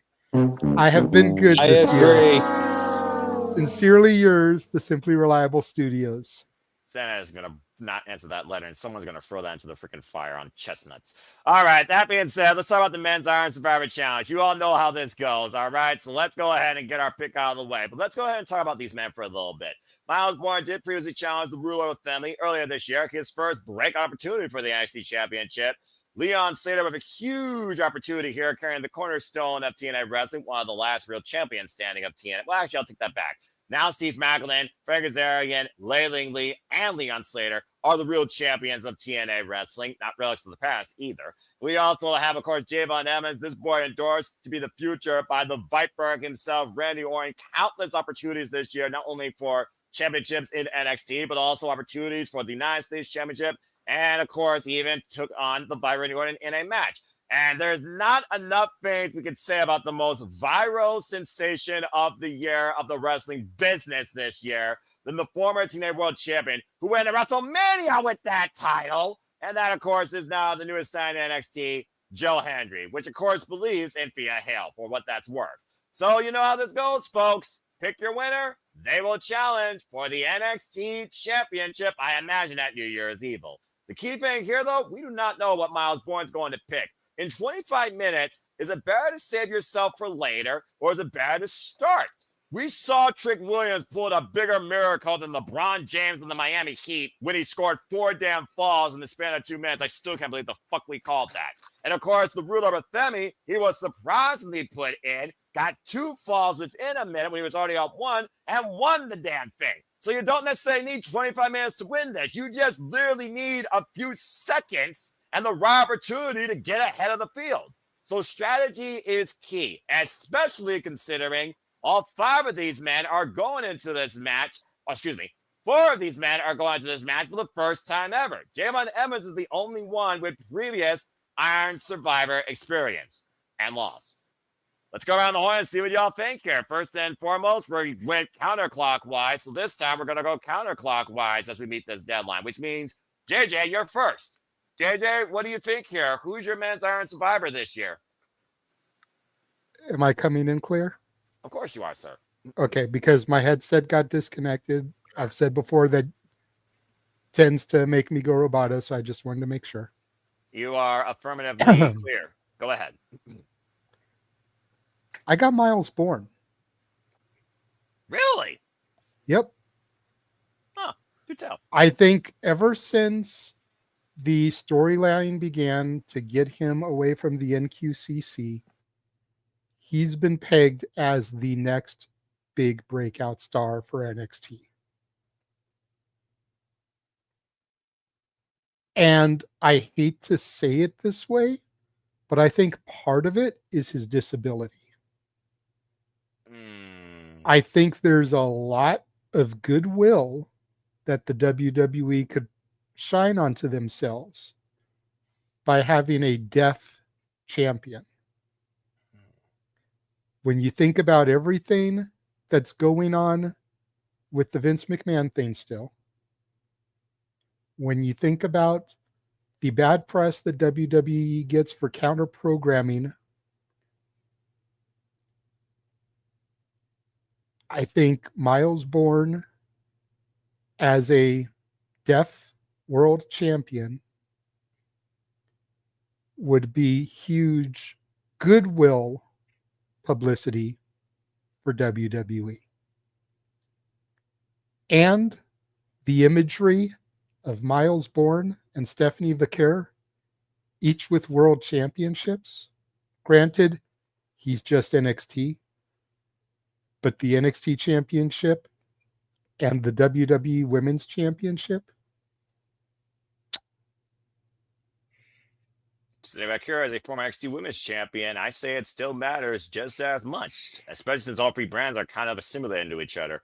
All right, that's a unique shout out. Plus, Miles Bourne was the only man to actually qualify for this match, beating Trick Williams, former NXT champion in his own right. And if I'm Miles, I come in third. I come in the middle. You let the first 2 people fight it out a little bit, and then you come in hoping that you can capitalize on one of them being weak. You're not coming in last to where you only have a few minutes to try to get pinfalls. Right. But you're not starting it either and having to go the distance. So you come in third or fourth. Keep in mind, JJ, you start with 2 men. Every 5 minutes, another man enters. The 5-minute mark's number 3. The 10-minute mark is number 4. The 15-minute mark is number 5. 15-minute mark means you only have 10 minutes left. But as we talked about, we've literally seen people win in the last 2 minutes from a 0 deficit. Understood, but I think Miles Bourne is crafty enough that he comes in about the halfway point. About 5 minutes in is number 3, or 10 minutes in is number 4. Don't save yourself for last, because there could already be some pinfalls, and we've seen it happen before with the come from behind Hail Mary. So what are the odds that it happens again? All comes down to who meets the deadline when that clock hits 25. Well said, JJ. All right, well, that being said, JJ has set the ballot to Miles Bourne. Walter, you're next. Let's see if you 2 share a brain. Once again, do you agree with JJ, or do you have a different person in mind as your men's Iron Survivor? Go ahead and lend your thoughts.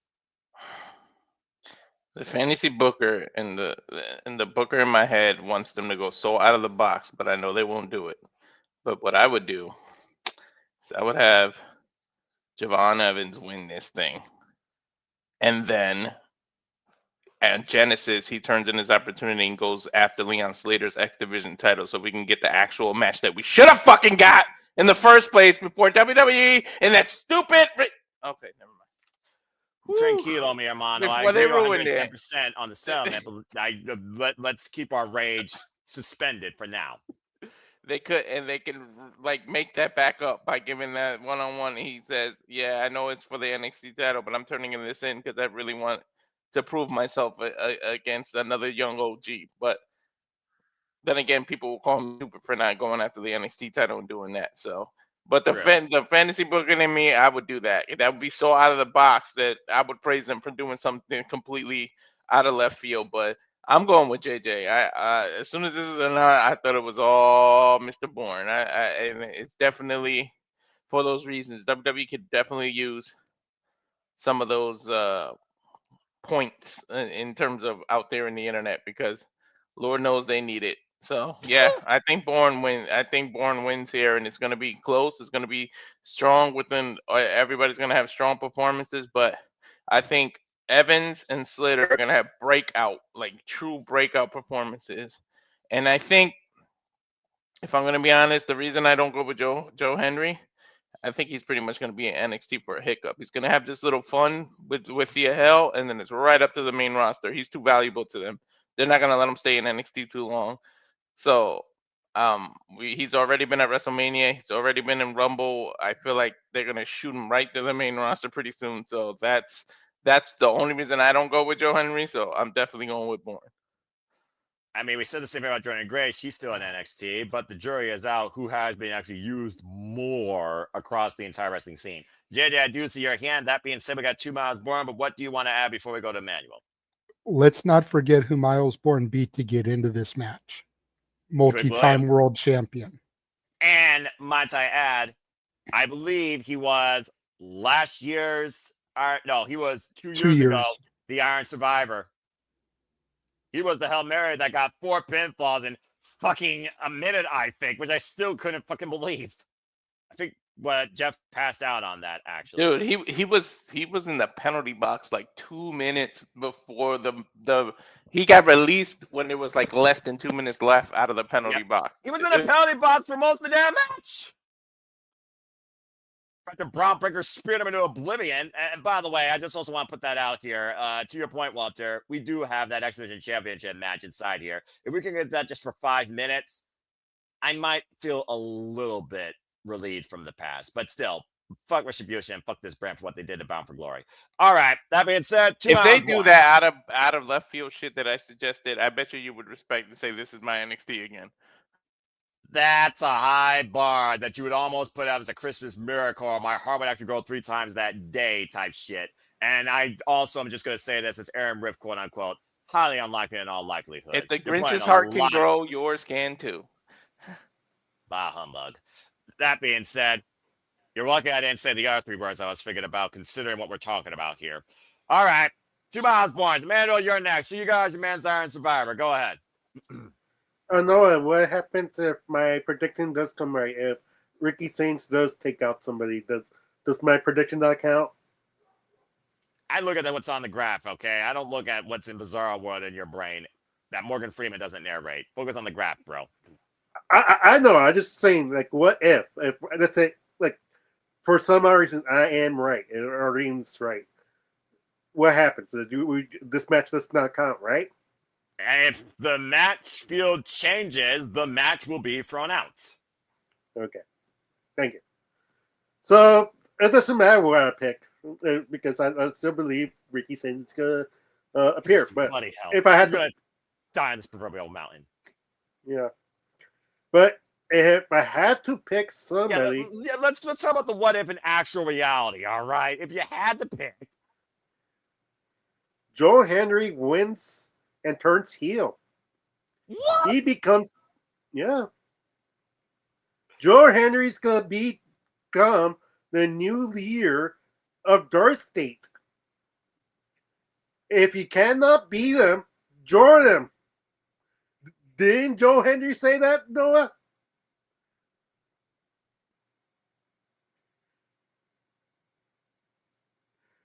I tell you. Did he say that? I think I'm missing some stuff.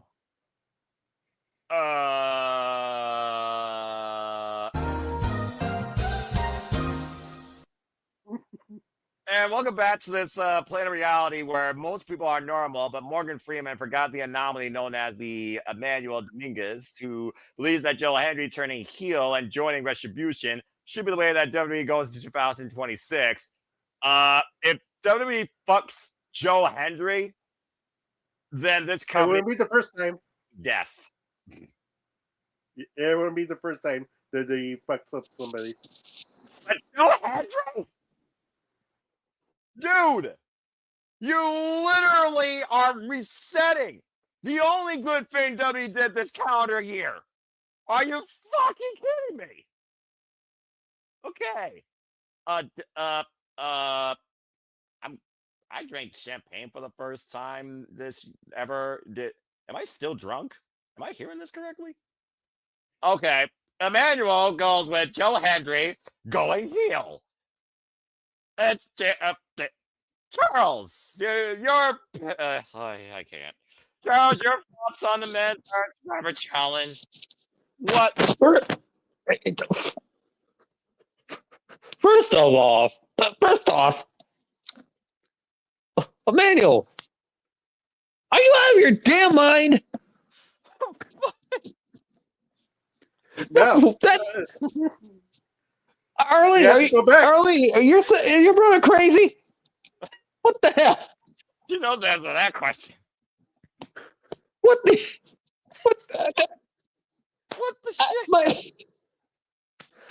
My brain right now, I literally had what I going to say until Emmanuel said that. I completely lost it now, thanks to that. Okay, now it's hitting back now in my head. I'm going to try to be somewhat rational here. Good Not luck. crazy. Oh my god. I'm probably going to be the most wild card. I was probably for a wild card, but I'm probably going to pick Leon Slater to win this damn thing. I mean, you know, history. And history, I am not going to be surprised. We might not get his title match at New Year's Evil. Well, we also got Genesis next month too, and of course that will be the first pay-per-view. No, I'm not thinking Genesis. I'm not thinking Genesis. You're not thinking Genesis, huh? Emmanuel. They're gonna debut on a Center channel.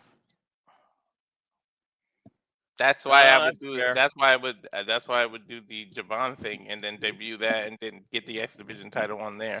But I was Tozawa always has more a of a Super Nintendo guy. yeah. I was the Sega Dreamcast. I'm Team Sega for life, but that's a whole different conversation. Tozawa has a I'm better not going to chance. video games right now. Continue, Walter. Tozawa has a better chance of winning the Rumble than Emmanuel's idea happening. Anything, anybody that has said in this panel about this. Okay. I'm calling an audible here. I'm interjecting flag on the play here. Yes, flag. Go ahead, JJ. What the fuck? Because I just want to say, while I do not agree with Emmanuel, it's not that crazy of an idea. And here's why. NXT has proven before that they hold people until they know they can play both sides of the coin. Braun Breaker was a forever babyface. Should have been up on the main roster a long time ago. They held him, turned him heel, let him have a heel run, then they brought him up. Trick Williams, granted, was the heel heavy for Melo when he first debuted, but got his claim to fame by playing a babyface long term. Should have been up on the main roster long ago. Turned him heel. Saw that he could play the heel role. He'll probably be going up within the next 6 months now that he's done being the TNA World Champion as well. Kalani Jordan, longtime babyface, just now getting a little bit of a heel run. On the flip side of that coin, Lola Vice and Jada Parker started off as heels, have been enjoying babyface and tweener runs lately, trying to see that they can play all sides. So a Joe Hendry heel turn isn't as far-fetched as y'all are making it sound like it is. Do I think it'll happen? No. But Emmanuel does make a point. You're welcome, Emmanuel. Mr. JJ, the 1 out of 99 that agrees with Emmanuel, with Joe Henry turning heel after being signed to WWE. Agreed with him. I said it probably wouldn't happen, but I'm making a case as to why his thought process isn't as crazy as you're making it sound like it is. There's a reason why most cases don't even make it to trial. All right, that being said, thank you, JJ, for that interjection of food for thought in an anomaly that is highly like an unlikelihood unless you want to fuck up the strongest signing that WWE has done since Jordan Grace, and look where that's gone. All right, that being said, thank you for that. Charles picked Leon Slater. We got Miles Bourne. We got Emmanuel out of this world. Picking a heel Joe Hendry. Imagine if he had Hale turning heel too. Then JJ, I'm sure we'll back up Emmanuel plenty. No more hyperactive via hell. Freaking evanescence via hell. Anyway, that being said, Arlene, let's go ahead. You heard me. I was more of a Paramore guy than Evanescence. Fair enough. That being said, Arlene, bring me back to life. Go ahead and give your thoughts towards the men's Iron Survivor. Who do you got? I got Miles Bourne winning. That does seem to be the favorite. And yeah, that's it. I haven't watched TNA in a while, so I'm gonna dip out right now. I don't blame That's you probably one what you're bit. gonna do next. So Yep, thank you for having appreciate me. Yep. Good luck in the conclusion of NXT. Get well. Keep saving lives. God bless you and your family. See you next time. Bye. Bye-bye. And then the 5. Okay, that being said, Miles Bourne, Leon Slater, Emmanuel Card. Miles Bourne is a very fair case, but I also want to look at him more than just the whole disability claim. I do look at his work. Again, he did beat Trick Williams. Now, Trick's not on his honeymoon. I can also see Trick Williams coming back to whoop him, screw him, and to run this back at New Year's Evil for whatever fucking reason. But it's also one of those things right now. Joe Henry just officially signed to NXT. What, a freaking month ago? And freaking Javon Evans, the boy Bouncy, again, previous Iron Survivor experience. I think he's due. I also look at the fact, how many times have we seen interactions with Javon Evans and absolute Ricky Saints? Hell, it goes all the way back to freaking Heatwave prior to Javon Evans taking on the ruler and getting yeeted out of freaking Massachusetts after Ricky Saints, of course, followed up and confronted the ruler for the title and beat him at the next show, No Mercy. I think they're finally going to run Javon Evans versus Ricky Saints, with Javon getting the win here. My Iron Survivor is actually Javon Evans. Again, he's been literally one of the guys endorsed the most here this calendar year in WWE, in your NXT. And I do think it's time for him to get another fair crack and opportunity. Yes, he had a chance at the title this year. Guess what? So did Miles Bourne. Joe Henry's still too new. Retribution, no fucking chance in hell. Leon Slater, it's a TNA showcase to maybe tease what me and Walter hope and pray for to happen without Retribution bullshit or NXT involvement. But again, that's a fever dream now. I'm not trusting anything with these two companies. But it's also one of those things right now that I think Javon Evans, there's a reason why this boy's been bouncing across TNA, WWE main roster, and NXT. I think they want to give him that chance. I think right now, if there's a bigger babyface than Ricky Saints, it's Javon Evans. So I'm going out on a limb here and saying this boy bounces forward into the new year as the number one contender. I got Javon winning. So I got Javon Evans here. And I think he's going to face Ricky Saints in New Year's Evil. I do. All right. Well, that being said, folks, we have officially hit the deadline on NXT. Thanks freaking Christ. After Emmanuel pulled his Emmanuel card. When we return from the short commercial break, we will transition into Final Resolutions and TNA Wrestling. So stay tuned as this edition of Simply Predicting Double Feature continues. In the meantime, as JJ likes to say, get a liaki, grab a drink, stretch your legs, rub your mind with ibuprofen, soothe your head, and we'll be right back going into total nonstop action. And now for a taste of things to come.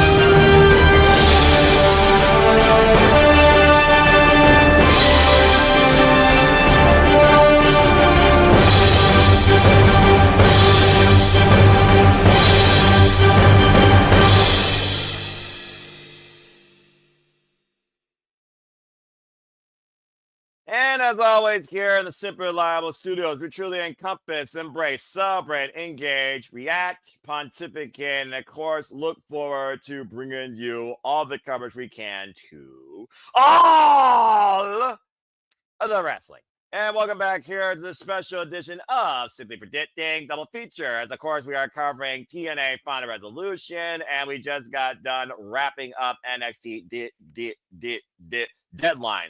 As we now transition to the next part of our program, we are now going to ascend into the final stop of Total Nonstop Action this year, Final Resolution. Final Resolution will, of course, be on TNA Plus exclusively for TNA Plus subscribers, literally, if you're on the East Coast, tonight, Friday. That is Friday with a 7:30 p.m. Eastern Standard Time start for the countdown, and I believe 8 p.m. Eastern Standard Time for the official show beginning. This will be the last show for TNA's calendar year, as well as the last show for TNA as we know it, related to Access. As of course, they are going to a new network next year. Stay tuned for Saturday Shenanigans for more discussion on that. It looks like the whole TV landscape might be changing. Whether for the worse or for the better, you tell me as we know it.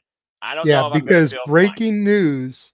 What? Breaking news, and it will be discussed on Shenanigans tomorrow, despite me not being there. What? Netflix has won the Warner Brothers Discovery bidding war. What? So that means we may be getting AEW on Netflix, the same home as WWE Raw.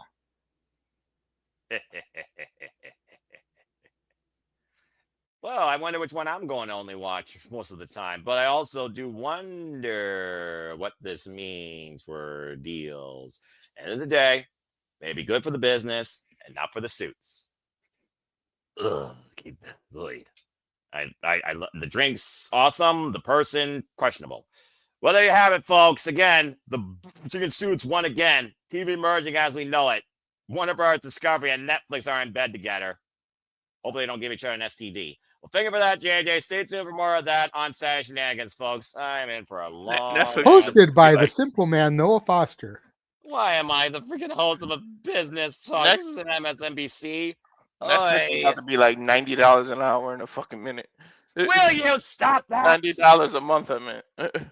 And you won't be able to even watch it in the same house anymore. It'll be one TV period. Yeah. Oh, God. This is my nightmare. This is literally going to stop me from watching. This is my brutality. This is my mentality breaking. I'm going to be broken more than Tara's theme in a moment with all this TV nonsense. Anyway, fuck television and streaming services. All right, moving on. Get back to Final Resolution here as the deadline for as we consume media as we know it is literally about to change forever.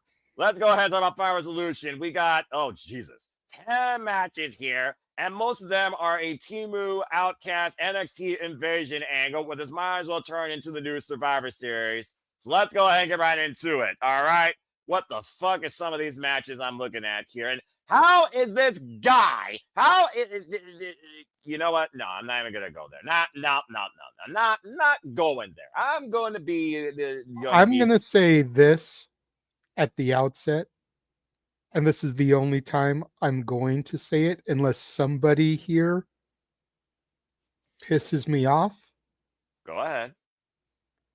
All hail the king of TNA.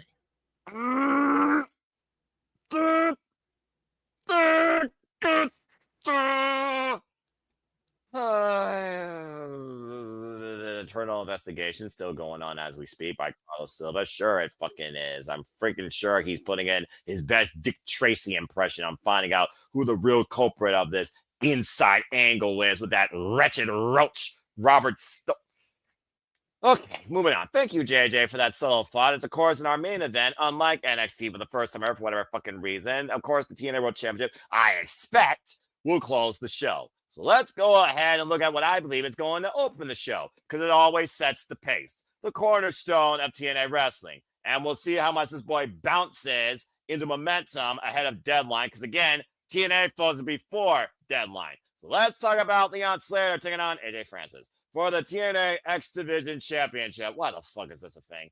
Anyway, the title that is, of course, about no limits, not weight limits. And here's the heaviest guy in TNA wrestling. That's probably going to flop. That being said, AJ Francis made this personal with Leon Slayer after, of course, that piss poor talk show segment, The Pet House. Next thing you know, a little bit of jaw jacking and overcoming Rich Swann, by the way, in a very good match. And AJ was disappointed. Now AJ looks to lead by example without Cheez-Its, part of the diet, looking to seize the cornerstone of TNA wrestling. Fuck no, he's not. I knew I missed something. I should have got some Cheez-Its for tonight.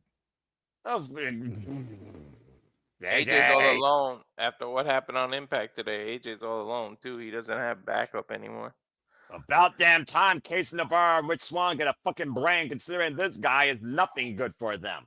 Anyway, that being said, as Mr. Champion on the line, Leon Slayer, AJ Francis, you guys know how this goes, but there's 11 matches here. We are not going to spend all night long on this thing. This is all night long. Speaking of Rich Swann. Non-copyright. Non-copyright. Damn it. And I'm not singing Lionel Richie. You can forget that shit. Shoot. Good job, Charles. I'm about to say, this is Are those Cheez-Its boysenberry flavored? Just going to say this real quick before I give it to Charles, who gave a snack first. Ritz Bits are king. That being said, Charles, let's go ahead and get your thoughts first in this match. And because we got 11 matches, he's going to set the ballot. And we're just going to agree or disagree because we are not going to spend all night on most of this. Every time Charles is on a video with us, he should have peanuts. That's what he should have with him. That's right. I can't eat any peanuts, so allergies are a thing. How is the creator of Peanuts allergic to peanuts? Answer that. No, JJ's not the first person to have said that to me my entire life. So my entire family keeps making those jokes. So it's not been Charles Schultz. We need a video of Charles Schultz eating peanuts in Woodstock, New York. Okay. Wow. Proof that God has a sense of humor. And he can even be standing in a pig pen while he does it. Wait, why a pig pen? Because that's a character, Pigpen. You know what? Fair. While listening to with a girl named Lucy. Fair point. What did Walter say? And you know what? If you can't eat peanuts because of allergies, maybe eat some peppermint patties. Are you done naming the Charlie Brown cast? Well, while Walter's trying to get us kicked off by exposing himself on the air here, I'm just trying to roll with the puns here. I'm trying to make things funny for you, Noah. Are you not entertained? Are you not amused? And there we go. That's the other reason I've been stalling. Teleporting into the command center via the Morphin Grid. It is our very own Pink Ranger. Bring her in, Noah. Attila, welcome into the madness. Once again, Nola is back together. Took you long enough. And also, JJ has really raised my ire. That being said, you are literally in time as we start to talk about TNA Wrestling's final premium live event for the calendar year. Charles, to kick things off here first with the Cheez-Its match. AJ Francis, Leon Slayer for the TNA Championship. Ritz Bits are king.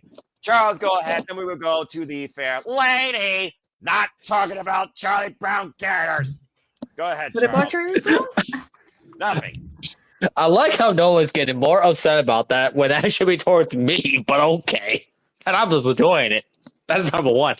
And number two, I think this is probably the most easiest match on the entire show. I'm just going to say this. Good man. We're not having a new X Division champion. There's no way Leon's losing that belt before he goes at the deadline. Well, just saying. Good man. All right. Let's now move on to the big ranger over here. We're about to say, first off, it's so good to see you. It's been a while, my friend. Again, hope you have fun in San Diego. Let's go ahead and get your thoughts towards final resolution, how you feel about the show. Then please lend your prediction towards the X Division Championship. Yeah, it has been a while. I didn't know we were eating on here. I mean, Emmanuel has, I don't know what he's eating. You have your Fritos. Walter probably has his, greens.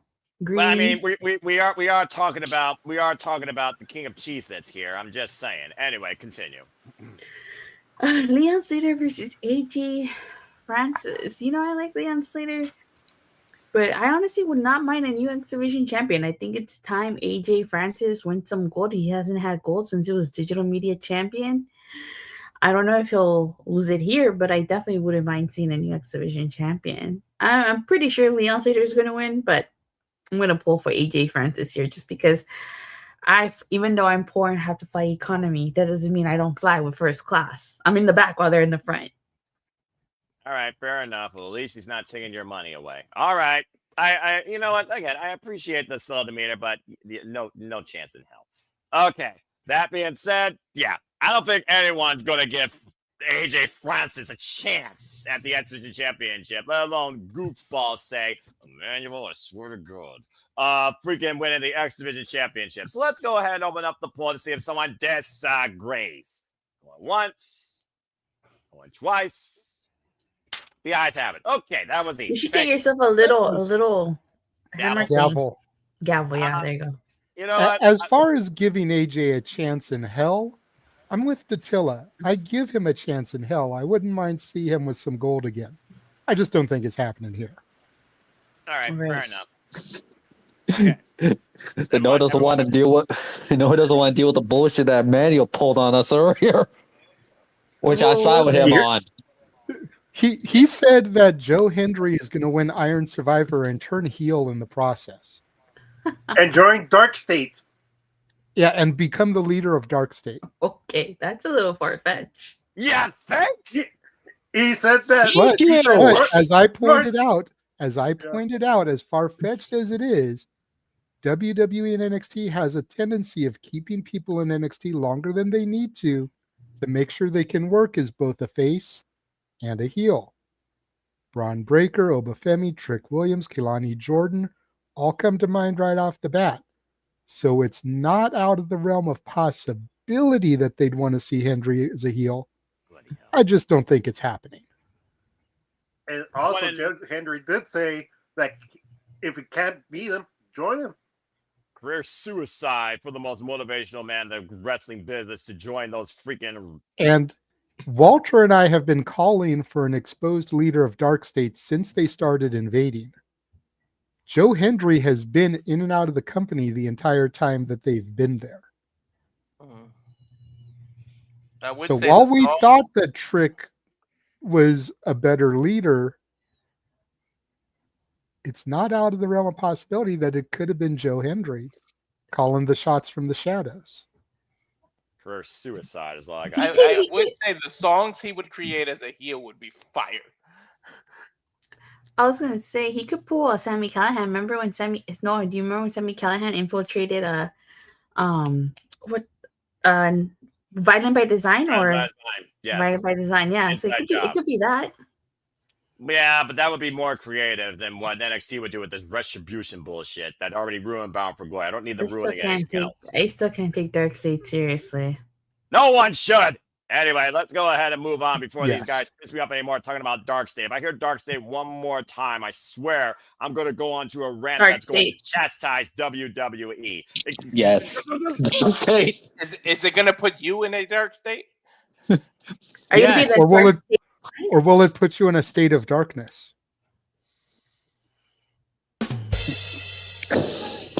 Moving on. I've seen the light. So there's my whole point. Moving on, let's talk about Matt Cardona versus Vance Warner in a street fight with Steph DeLander, a woman he once called his property. It's gotten very personal with these two, and they can't seem to figure out how to get a definitive decision. It was Steph DeLander that actually helped Vance Warner get the better of Matt Cardona previously. Now we find these two going one-on-one to the extreme. How fitting for a former champion of GCW. It's one of those things where I do wonder, talking about the era of Warner, whatever they're calling it, I do wonder if either man has something to gain in victory here, or is it more so just one of those violent showcases for Vance Warner, the certain psychopath, to beat somebody that's always ready, although he wasn't ready for John Cena's last time as now tournament. That being said, let's go around the horn and see what y'all think about this. And Dilla, I'll start with you on this one since, again, you haven't started a TNA match yet. Go ahead. What's your thoughts on this street fight? I think Matt Warner needs to win here. I mean, what has he done since he came to TNA? You don't want another Jake something situation. Something! And you're absolutely right about that. Crying shame he's not a champion. I mean, isn't Matt Cardona's not even signed to TNA, right?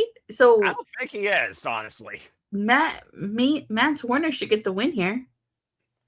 All right, so that being said, the ballot's been set to Vance Warner. Short, sweet, simple, and to the point. Unless anyone's got a disagreement, we're going to go ahead and move on. So again, the floor is open. Moon Mist, not Mountain Dew, but I respect it. Cold Red at Night. I don't like Mountain Dew. I got my water right here. I respect I wish that. I could find Moon Mist at a store near me, but it's always Red Pop or some of the other like crazy flavors, cotton candy, firework. Firework? What the fuck are you all drinking out there in California? No, Anyway. it's Faygo, which is a Midwest soda, so you should be familiar. Yeah, I know that's a Midwest. Firework, Faygo firework tastes just like a bomb pop melted. That sounds like a bomb. Don't look at the firework, Fago. They don't have to hear in Toledo. Anyway, what the fuck are we talking about? Oh yeah, street fight. Something that you don't drink unless you're drinking blood. Something. Don't overkill a gimmick. All right, we're not starting the something count here. I'll be going for my Mountain Dew 12 pack if we keep saying that. That being said, she opened up the battle for Vance Warner. The floor is now open to everybody else who has a disagreement. Going once, going twice. Charles, why are you saying Matt Cardona? I would not be surprised. I also say maybe this could be not one-off. Give something to do for Matt Cardona, at least in TNA. He's not signed to the company. The fact that it's a street fight, I just think that it has something to do with it, and that's why I'm going with Matt Warner. Yeah, He's the Southern psychopath for a reason. Oh, so I'll be on the island on my own. Look, sometimes being the odd one out works, but other times it's like, oh, what are we doing here? Like, what are we doing here? So again, I got my Moon Mist with me for to be on the island. So I'm about to say that Moon Mist right now is fracturing your brain. It sounds like, but okay. Well, that was pretty simple. One on, one out. The rest are saying Vance Warner. Okay, moving on. Trying to get the lesser matches out of the way, because let's be honest here. Street fight, Vance Warner, Matt Cardona, what are we doing? What are we gaining here? I don't know what we're gaining here. Are we trying to cleanse something or purge something? Hell, I don't know what Eric Young's doing, but here we got Eric Young versus Sid Alexander happening on the countdown to find out. Oh, wait, that's a countdown match? Why's that in here? Well, I guess it is a match, technically, even though the countdown doesn't count towards predictions. Stay tuned, folks. We're covering the countdown, the Fire Resolution, where Sid Alexander goes 1-on-1 with Eric Young. Okay, moving on. Back to the main card. We only predict main cards here in the state of city predicting, all right? Pre-shows only main card? Okay. Well, yeah, because at the end of the day, why would you actually care about something on a countdown that has some sort of merit? Kind of pisses me off sometimes that the Knockouts Tag Team Championships on there. Speaking of, I don't think that's on the countdown, but oh my God. But maybe in this case, it should be. Let's go ahead and talk about the Knockouts World Tag Team Championships. The IInspiration, Cassie and Jessica McKay, the only remaining women's tag team, it seems, that actually doesn't know how to implode in the wrestling business. Damn it. Defending the gold against what the fuck is this? Tessa Blanchard and Victoria Crawford. Alicia Fox. Hello, Safek. Good to see you. Be integral, Noah. Be integral. Be integral. Okay. Tessa Blanchard and Victoria Crawford were supposed to face the IInspiration, of course, in that fatal four-way Knockouts tag team title match on the last show, Turning Point. But apparently, Tessa Blanchard was not medically cleared, quote unquote. That's why they introduced that newer knockout, Mila Moore, who teamed up with Victoria Crawford. They lost. They were not involved in the decision, though. So what did Tessa Blanchard do with her? What did Tessa Blanchard do? She basically lobbied that we should get a shot because I was never involved in that match. If it was me, I would beat you. So here we go again. Tessa Blanchard with a chance for gold. Victoria Crawford with a chance for gold in 2025. What the fuck wrestling business am I living in? As the IInspiration, our fine champions, defend the TNA Knockouts Tag Team Championships. Let's go around the horn and see what y'all think. This time we will start off with Emmanuel. Emmanuel, do you have new TNA Knockouts World Tag Team Champions?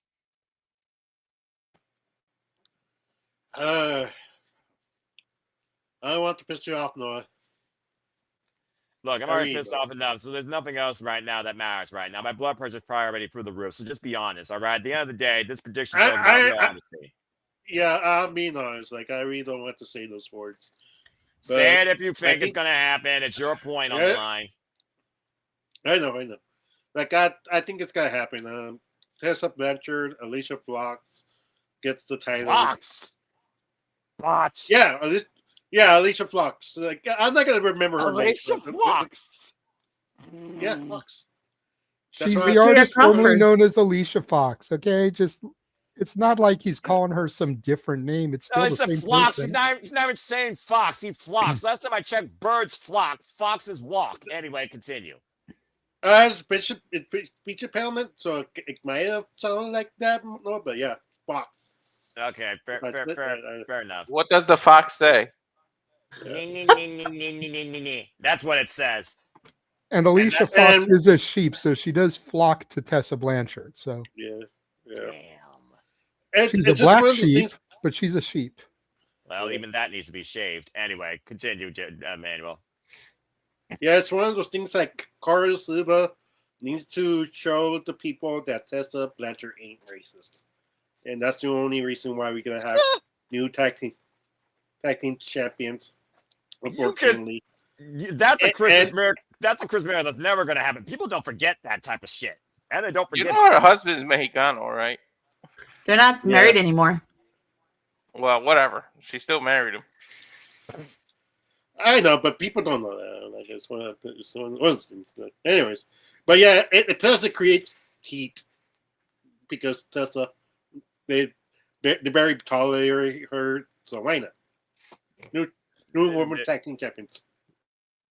Okay, well, I'm just going to say disagree. I'm going to go with the Inspiration because anything's better than this duo as tag champions, in my opinion. The Inspiration is the only tag team right now in the wrestling business that actually can hold gold, prove they can hold gold, want to hold tag team gold, and actually stay as a duo. What a crazy-ass concept. A duo staying as a duo. Anyway, neither here nor there. Oh, God, I need to get some sleep. Okay, so that being said, it's already split, so fuck it. Let's see what the rest of you think. He went with Crawford and Blanchard. I went with the Inspiration. I'm just going to go with a show of hands, unless you actually have something of merit to say regarding your prediction. How many people believe the Inspiration are going to retain? Please raise your hand right now. 1, 2. How many people believe that Tessa and Victoria Crawford are going to gain? Show your hand. 1, 2, And 3. it pains me to say that because I love the Inspiration. They're my favorite women's tag team.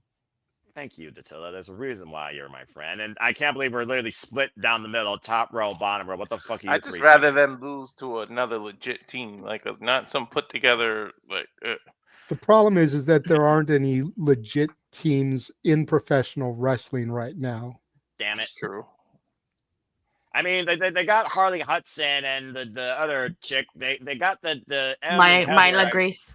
Yeah, thank you. I can't remember their names for the life of me. And then they got the newest signing. For all we know, her and Tessa might become a duo. Share the same attitude, it looks like. And if your NXT doesn't fuck up Saruka and somehow fix that, hell, I would like to see them face the Inspiration and traditional affair. But again, it is what it is. All right. I've made my stance known on the Inspiration on the show. I'm not as sold on them as Noah is because I missed that part of NXT. Yep. So I don't get the hype behind all of them. I love Tessa. I'd love to see Tessa get some gold, but I think this whole first year back has kind of been like a proving ground for her. Remediation. It's like trying to integrate herself back into the States in front of mainstream wrestling fans without forcing her down our throat, without giving her a shit ton of wins. She's lost more than she's won this year. She really has. She's been putting over a lot of people, I think, trying to earn some goodwill back. And while people may not forgive and forget, even though they should, because, correct me if I'm wrong, Mr. Religious Man, but let he who is without sin cast the first stone. Yeah, but there's a reason why we're sinners. People don't follow that wisdom. I understand that, but we all sin. So none of us should judge Tessa. Correct. Continue. I think she's paid her time. I think she's due for a championship, but I think it'll come at Genesis because Genesis is the rebirth. It's the beginning of a new book, of a new chapter. New era. It's not going to come here. New era, literally, for TNA. And to your point, it was literally Genesis that Tessa Blanchard came into TNA, got her first win, and sent Jordan Grace to your NXT. All right. Well, that being said, the top row had sense to go with the actual tag team. The bottom row, reluctantly, it sounds like, is going with the other tag team. At least you're all being reluctant. All right. Well, the only reason I even picked Tessa and Victoria is because what other heel teams are there for the Inspiration to feud with? I mean, we already saw the Inspiration versus the Elegance brand how many times? 4. So if they're gonna lose to, I mean, the Angel Warriors right now are gonna wrestle for the Knockouts title, so they're occupied with that. So who else is there? Unless you form a team with Jody Fred or Rosemary or Killer Kelly, find somebody that was as much the killer as was. I mean, there really is nobody else. Mara Sade might form a team with someone. They seem to be trying to sign every possible woman they can to try and build the Knockouts division. It's just right now, TNA is in a state of rebuilding, to JJ's point, and they need to do it quickly. Well, they might as well retire these championships because there is no tag division in TNA wrestling. It's because, I used to talk about this on the Body Sun post show. The biggest thing that hurt TNA was they lost so many teams in the span of a year, 2 years. They lost Vex. They lost, Emma. MK Ultra. Yeah, MK Ultra. Spitfire. They lost Spitfire. And Alicia Edwards and Tasha Steeles for what that was worth. Yeah. Walk away. They lost the influence as well, and they weren't able to replace those teams so very quickly. So that's what really hindered. In other words, this women's division is uninspiring. I wouldn't say that. It's just missing a tag team dynamic. And to JJ's point, that's pretty much missing an entire wrestling business. But at least AEW out the gate, they're trying, and they haven't invented the wheel 7 times after realizing the 6 times it didn't fucking work. But that's a whole different conversation for another day. In fact, I'm pretty sure that's a segment for the shenanigans tomorrow, as I will lead the conversation of Wrestling Madness. Stay tuned for more on that. All right. Well, that being said, I respect the take, Attila. All right. And I trust in one's judgment when it comes to we want women in wrestling and women's tag team wrestling to actually thrive and succeed.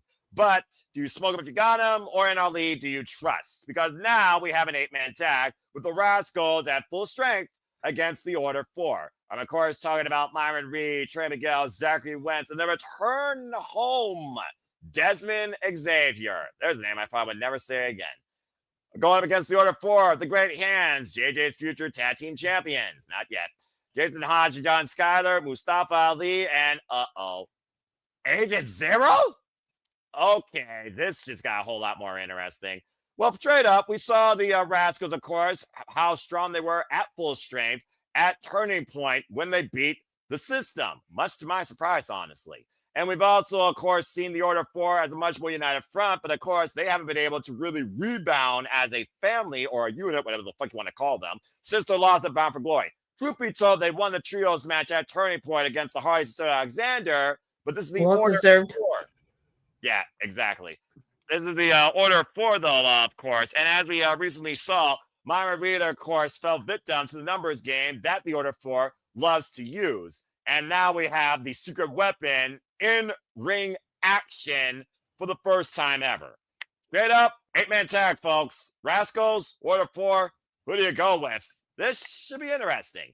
Let's go ahead and start with Charles. Actually, no, let's start with the man that actually smokes. Walter, let's go ahead and start with you. Are you in the trios with Rascalz, or in our lead, do you trust the Order 4 now that Agent Zero has been brought into battle? What do you think about this 8-man tag? This is the hardest match to pick, to be honest. I'll be legit. I think, I'll be legit with you. I agree. I'm going to go with the Rascalz at full force just because of what happened today on Impact. It was just too easy for Ali. It was too easy for Ali for that victory. So I'm thinking, yeah, it was way too easy. But Agent Zero, such a freaking code cheat. He's like the Konami code. Like, up, down, left, right, BA start. Yeah. JJ got right out of my mouth. Thank you, JJ. I respect that reference. Continue. But yeah, I'm so old. I remember using that code in Contra. And having to hit select in the middle. That's a game I haven't heard in years. I mean, it was remade. It's remade on PlayStation and Xbox. I don't know if that code works. All right, focus, guys. Yes, Back to it still wrestling. does. Try to manage It still channel. does. Oh, bloody hell. Of course it still does. Continue though, Walter. But yeah, just because the Desmond just came back and everything, I think they'll get it this one. And plus, what happened on Impact today? Well, I mean, again, 50-50 booking is definitely key, but also, dude, it's Agent Zero's in-ring debut. But that being said, he's going with the Rascalz. Let's see if anybody disagrees before we move on. So it's the Rascalz going wah. Wow. The two that saw your hand first, please speak your opening ballot against the Rascalz. Why you got the order for? Well, first, I was laughing because I kept remembering that treehouse segment. They thought they were ordering Oh, food. Jesus. This is why you don't do drugs, folks. Continue. Well, the reason why I'm going with Order 4 over the Rascalz is really, what do the Rascalz really need this win? What do they get out of it? You need to continue building Order 4 on their road to winning all the titles.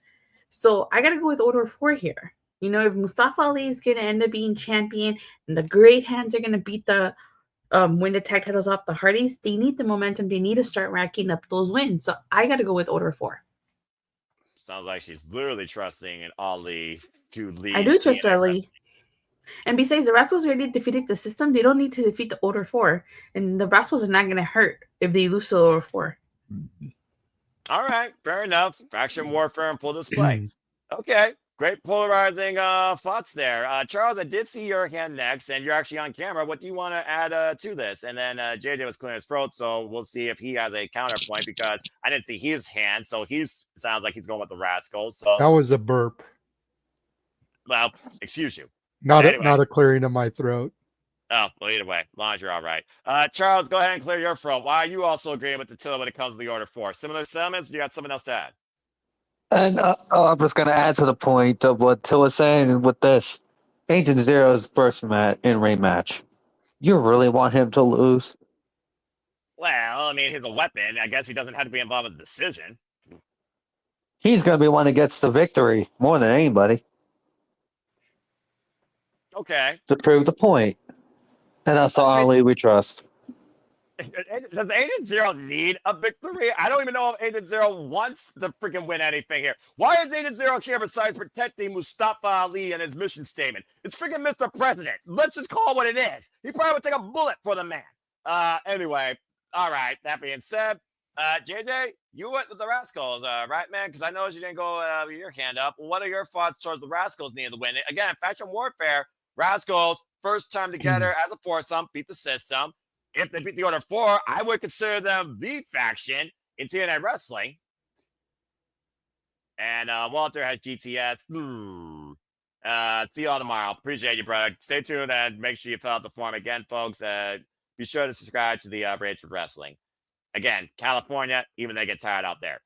What do you got to say regarding the Rascalz winning this, JJ, before we move on? Let's someone else add.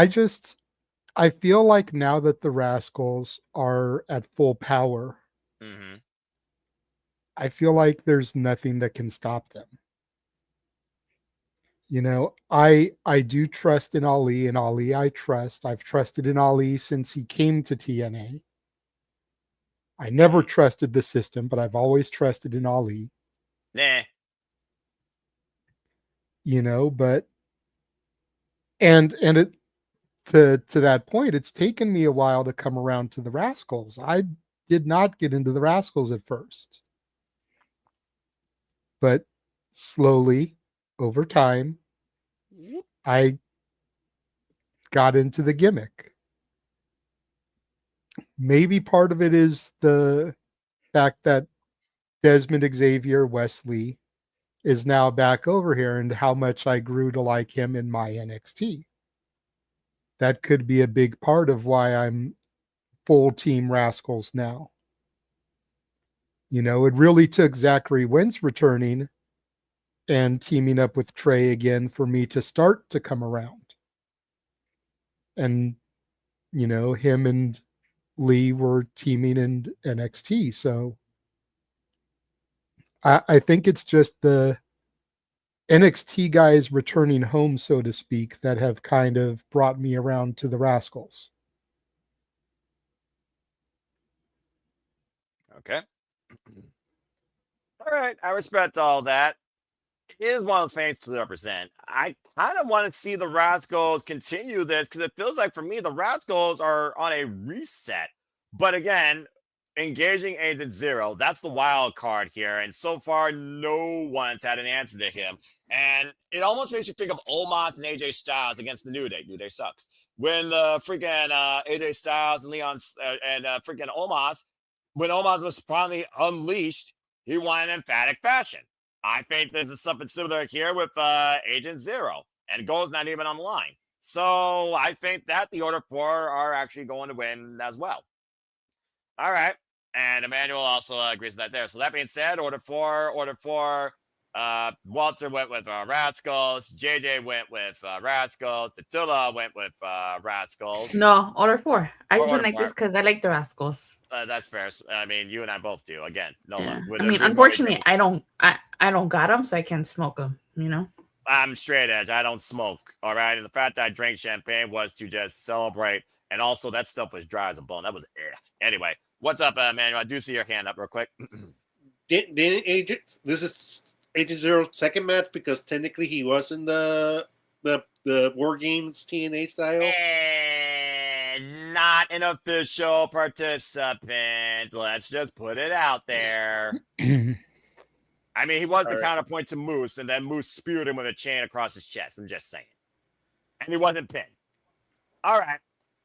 Okay. Well, now this is going to get interesting because we have NXT 2.01 Invasion across 3 matches. Am I fucking wrong? As we have the Hardys defending against Tyson and Tyriek. Yeah, that sounds like GTA 6 rejects. We got freaking Mike Santana versus Charlie Dempsey. Charlie, you're so much better than this. And we also have Stacks going after the TNA International Championship against Steve Maclin. Tag him and bag him. Battle lines is drawn. Unfortunately, tonight, Team NXT did get the victory against Team TNA after Santana Marella, the authority, tried to hype up TNA's roster. As chaos ensued, it was literally Lexus King that hit Steve Maclin with his cane, and Stacks scored the pinfall. Hopefully that's just some foreshadowing why they get their comeuppance, why Robert Stone, that freaking roach, got his block spun by Mike Santana, who is now medically cleared, and of course was a catalyst to all this. Bottom line, folks, it's NXT versus TNA. Fuck this again, with Robert Stone leading, trying to probably take over TNA from within. And of course, he was the catalyst to Mike Santana losing the TNA World Championship now to Frankie Kazarian. So we're just going to make this quick and simple. We got Mike Santana, Charlie Dempsey, Steve Maclin, and Stacks for the international title, and the Hardys versus Tyson, Dupont, and Tyriek Igwe. It's 3 matches for NXT and TNA. Let's just go and let's see it. I don't think it's going to be 3-0. I don't think it's going to be necessarily one of those things where I think titles are going to go to NXT and one title stays here. But I do think this needs to be the closing note on Robert Stone's attempts to overthrow Santana Marella and bring NXT Outcast for the equation. This is getting fucking ridiculous, all right? Can TNA stand on their own and be what I used to know them for as an alternative and not a fucking similarity of WWE booking? God, I'm tired of shit. Anyway, let's go and get your quick thoughts towards these matches. Steve Maclin and Stacks, Mike Santana, Charlie Dempsey, and the Hardys versus those people. We'll start with the Hardys here. The Hardys, of course, lost the NXT Title Championship to Dark State. I still am fucking pissed off about that. And now we got Tyson Dupont, Tyriek Igwe, who used to roll with Wes Lee, trying to take the Hardys gold. Do we really think the Hardys are going to lose the TNA Tag Team Championships? Good answer. No. All right. Does anyone disagree? We will open the bout real quick. Going once, going twice, and the ayes have it. Okay. That was simple. Now let's go ahead and move on from there. Thank you very much, ladies and gentlemen. Mike Santana, Charlie Dempsey is the most interesting to me, considering that Mike Santana had his arm broken in a chair. And of course, Charlie Dempsey, the son of Lord William Regal. What the fuck is that Burt Reynolds mustache, by the way? Of course, I said what I said. We are in Texas. Charlie Dempsey, of course, the son of Lord William Regal, former Heritage Cup holder. Whatever the fuck happened to that thing, by the way? I'm just saying.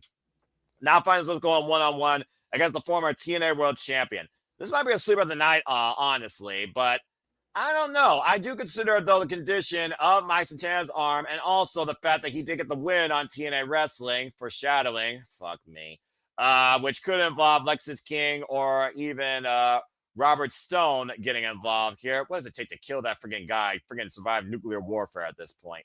So let's go ahead and see what you all think here. Mike Santana, Charlie Dempsey. We will open things up here with JJ. JJ, what do you think about this match? Charlie Dempsey coming back from Pro Wrestling No Excursion, now being part of Robert Stone's master plan, whatever the fuck that's worth.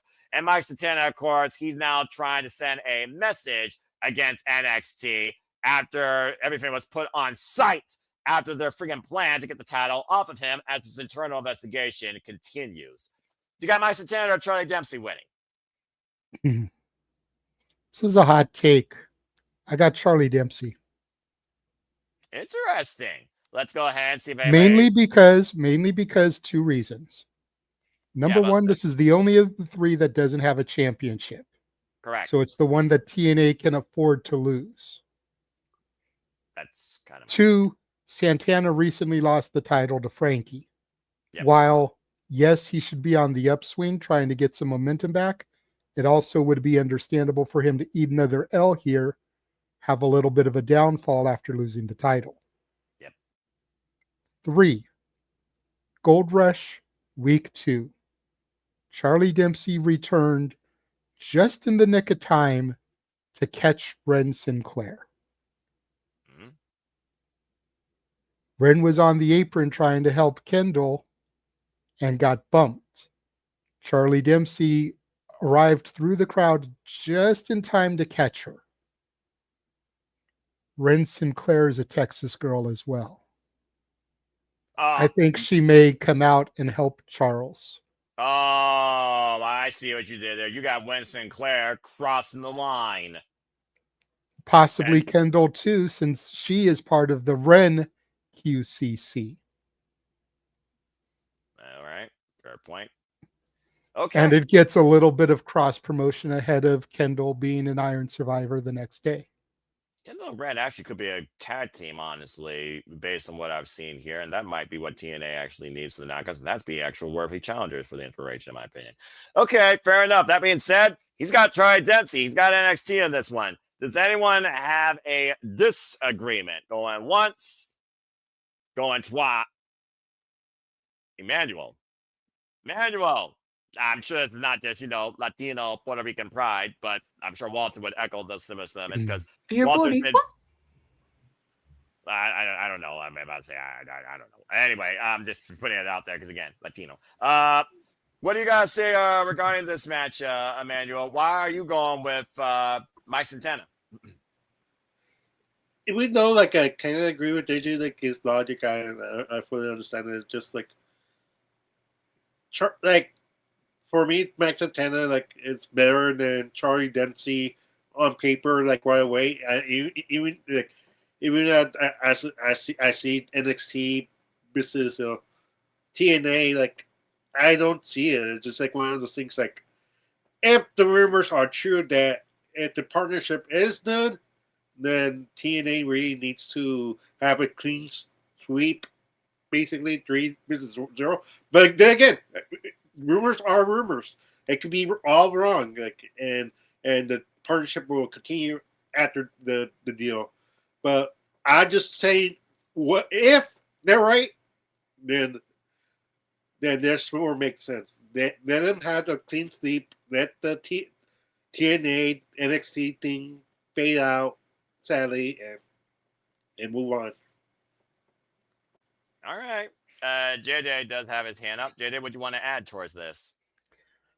I only raised my hand because the rumors were once again brought up. Oh, yeah, you're right. Emmanuel.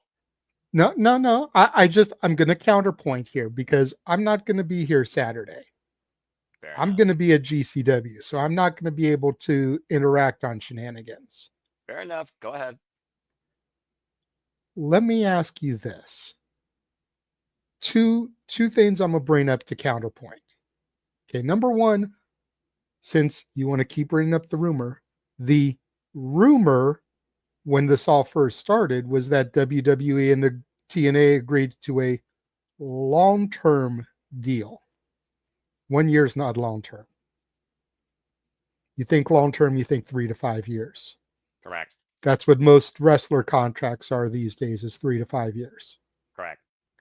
Number 2, what would be the benefit of WWE assisting TNA in getting a deal on a real network like AMC to just, we don't want to do anything with you anymore?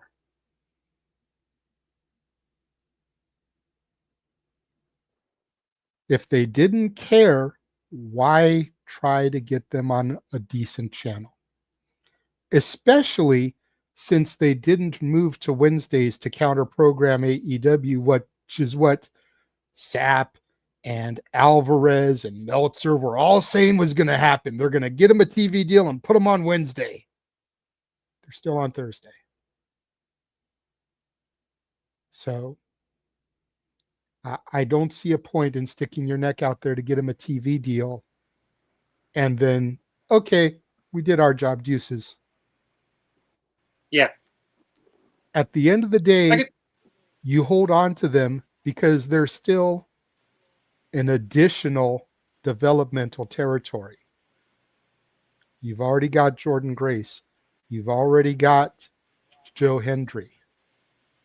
You could pull Santana. You know, there's people there that you could end up bringing to your roster.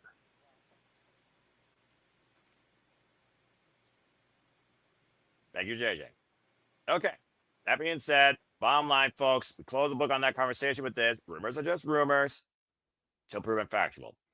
Simple as that. Charles, I did see your hand. What do you want to add regarding this match? Mike Santana or Charlie Dempsey? Who do you got in this singles grudge bout? One, I was going to say, if Sabet didn't say it, that partnership ain't ending because Carlos Silva confirmed this is not ending at all. So never even suggest that at all when you have the president of TNA saying, literally from the horse's mouth, this partnership is not ending. And the same thing from the other company too. That's number one.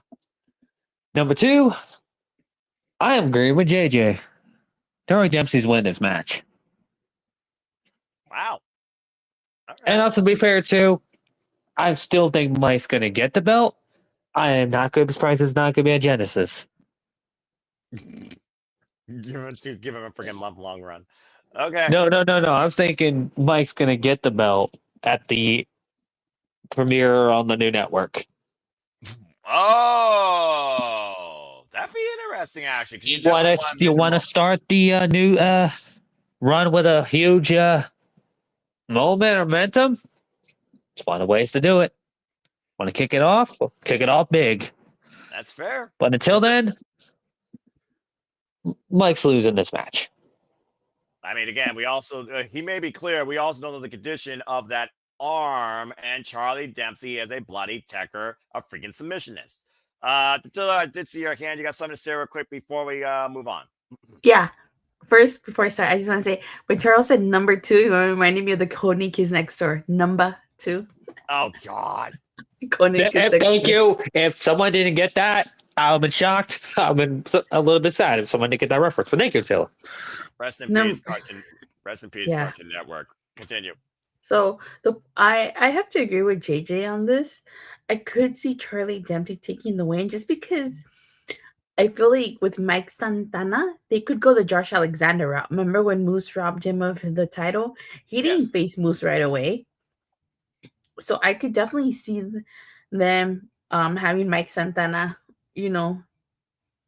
have to face obstacle after obstacle until he faces Frankie Kazarian again for that title, which isn't.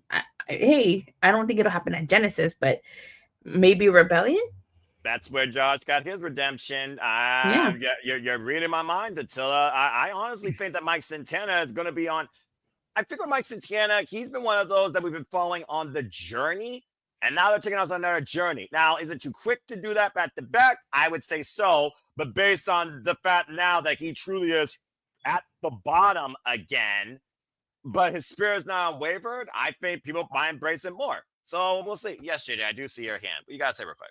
Santana gets it back the next time they go to New York, since they fucked the opportunity to do it there the first time. That's a fair shout. They're going to be in Dallas for Genesis and for the live Impact premiere. They're staying in Texas. Don't do it there. I do agree. Wait till they can go back to New York. Yeah. Pull the trigger the way they should have done it with Santana the first time. Yeah. Give it some damn respect, by the way, too. Don't have half the damn audience walking out on the friggin' fat Pryor. What the hell? They should switch the locations this year. Slammiversary should be in LA and Rebellion should be in New York. Only saying that because I've never been to Slammiversary. I've been to Rebellion. Oh, okay, that's fair. I will say I love Slammiversary 2020. And this is a woman who flew to Texas to take a picture with an invisible man. Oh yeah, that's right. You can see that. Yeah. Anyway. Dun, dun, dun, dun. All right, let's go ahead and move on. Don't shake your head, Emmanuel. You're going to shed some tears come December 13th. And again, folks, stay tuned because literally we are. Yes, there'll be tears of joy, but you will be shedding tears. What is so lucky I didn't run into him at Survivor Series. Oh, geez. He hid from me. We'll be covering that here at the Cinema Studios. Please stay tuned. Me and a Big G and Walter. I'm sure Gino will probably shed some light on it prior, if not after the fact. JJ, of course, as well. We will be covering that Saturday night's main event here. Stay tuned. Emmanuel. Okay. About to tell. I was wearing my Chase U shirt, so you could send me with your share and make Noah pop. We hate Chase U too. I couldn't find you guys. Like I was in the Lexus Club section. Now, Emmanuel, what makes you think that she would slap you with the chair? She'd use the chancla. She's not going to damage her chair. Yeah. She's not going to damage the souvenir chair. Yeah. All right, guys. Well, come on now. I'm not even Latino and I know this shit. Come on. I mean, those chairs are too expensive. You use the $2 chancla from the Dollar Tree. I actually seen a friend of mine actually got hit by that one up close and personal. With no. About to say, there's a reason that's called a weapon, folks. Not as lethal as Shillelagh, but that's neither here nor there. What might be more lethal than both of those, though, is Bulletproof Steve Madden to go into our third match. How appropriate. Against Stax. And I think Stax is going to collapse. Yes, I made a rap reference. First time for everything. Steve Maclin, of course, defends the TNA National Championship against Stax. Stax, who previously faced Leon Slater for the X Division Championship, lost. And, of course, we did see Lexus King get the better of the Punisher of TNA Wrestling with that cane. In a double team effort, you would think that Stax has a chance. I say no way, as Steve Maclin has been the only realistic champion consistently this calendar year for TNA Wrestling, leading forward the charge against the Outsiders and against NXT since this partnership started developing into a freaking invasion angle for 2.1 time. So I'm just going to start here and say, tag them, bag them, send them. Steve Maclin for the win retains the TNA International Championship. Let's go around the horn and get y'all's thoughts towards this and see if anybody disagrees. Going once. Of course, Emmanuel. What you gotta say? I'm afraid of Ariana Grace interfering in this match. It cost Steve Maclin the. Does she really want to upset her dad, though? I mean, it's not the first man.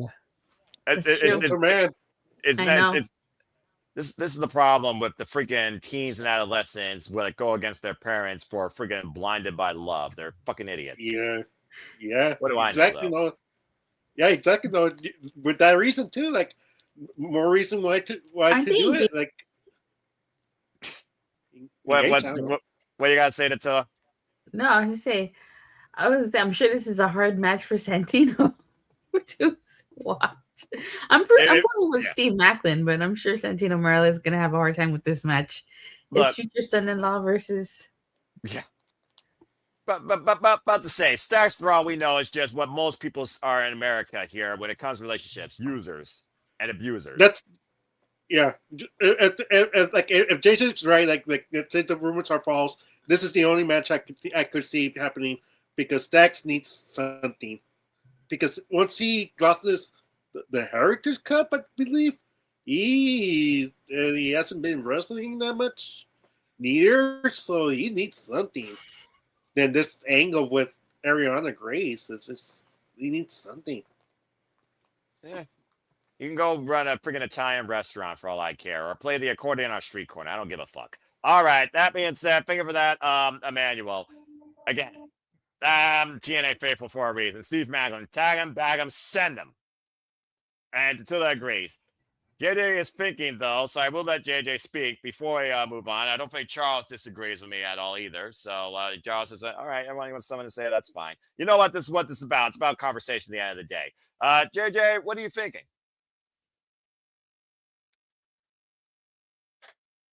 I'm thinking, what if this is where we see the return of Tony D'Angelo? The family reunites? No.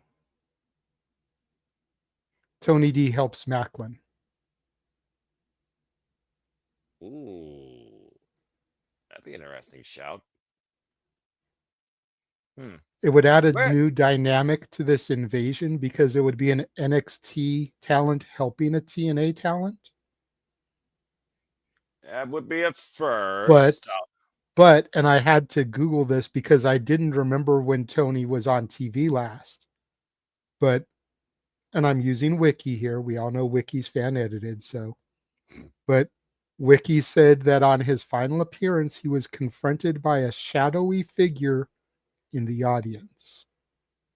So we didn't see who it was.